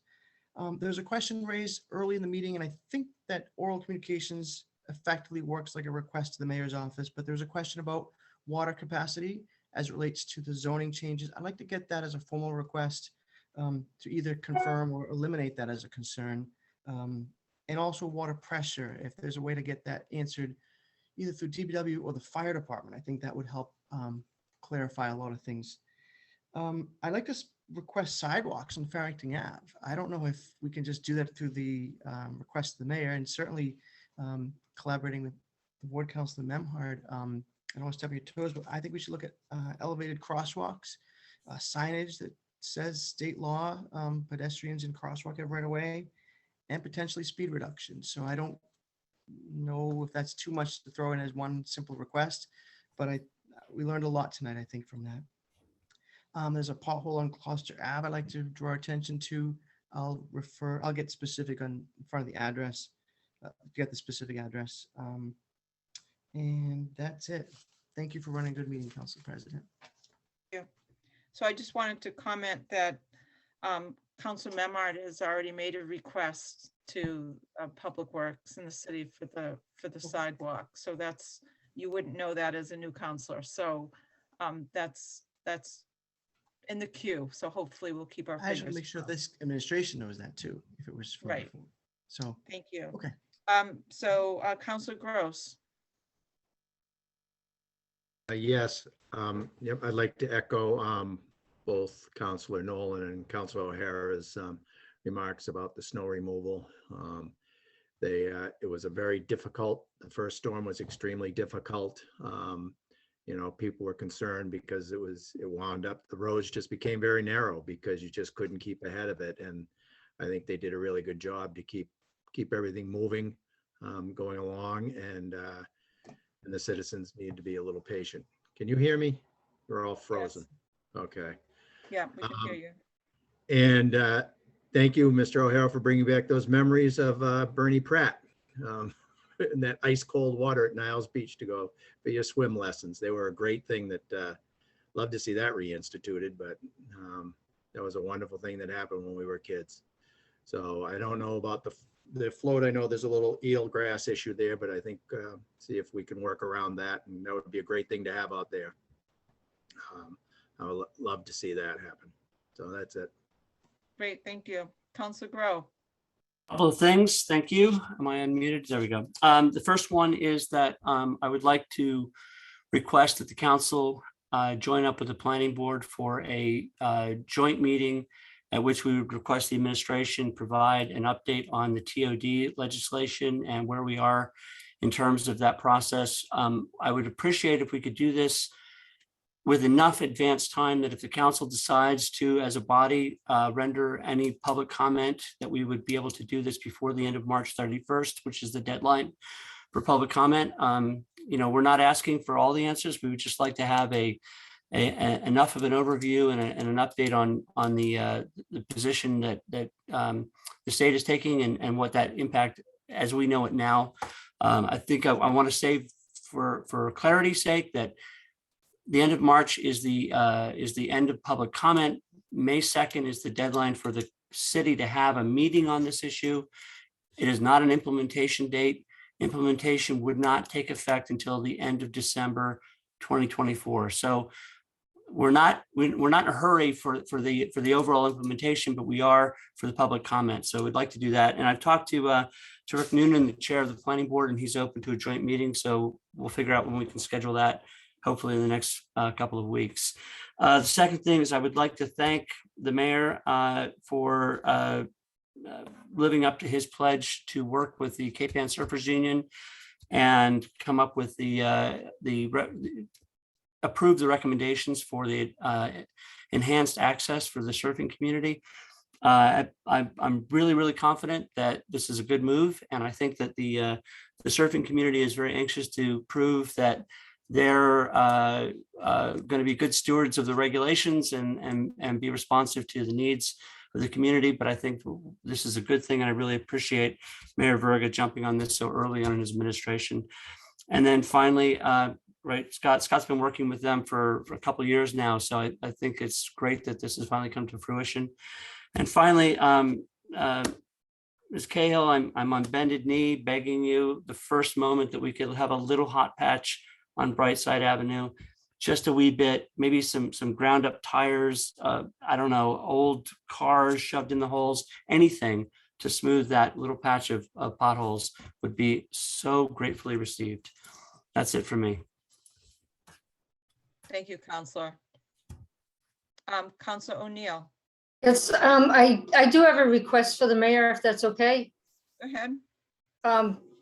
A constituent called me and said that they cleared the sidewalks on Main Street and they plowed Main Street, but there was a snowbank in front of Bravo Pizza right on the crosswalk. So it's on the crosswalk. I went down there with a shovel last night. I figured I'd just get rid of it, but it's frozen solid. So I don't know what the status of it is today. If someone could check that out. Okay. That's I know- it. Yeah, I know Jill is still on the call, and I'm sure she's taking down notes. yeah, so sorry. Thank you. Thank you. So I just have a couple of very brief things. First of all, we did approve the Fiesta and P&D.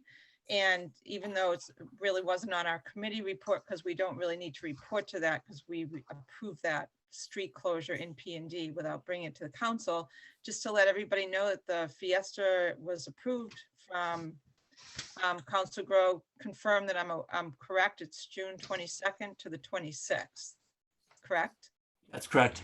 Great, so that's awesome. The other thing I wanted to mention is that there's a free cabaret night in Annisquam on Thursday night. It's Zoom, and it's for the Annisquam Village players. So if anyone's interested in zooming in, it's free, and it will feature a lot of our stars from our Annisquam Village players. So you'll see a lot of common faces, and we'd love for you just to look on the website. If you want to zoom in, please do. We welcome members of the community to join the Annisquam Village players. And other than that, I just, again, I want to just thank our CAO, Jill Cahill, and Greg Verga for continuing to work closely with us on so many issues. And just a point of something that happened, just to give you some specific information about how good it feels to be working so well together, is that Mayor Verga called me on Saturday and he said, hey, Val, we really need to get one-stop shopping on all of the zoning materials. And I'm like, absolutely. And we've been working on it, and every meeting that we've had with our ward meetings, we've put more information on our standing committee website.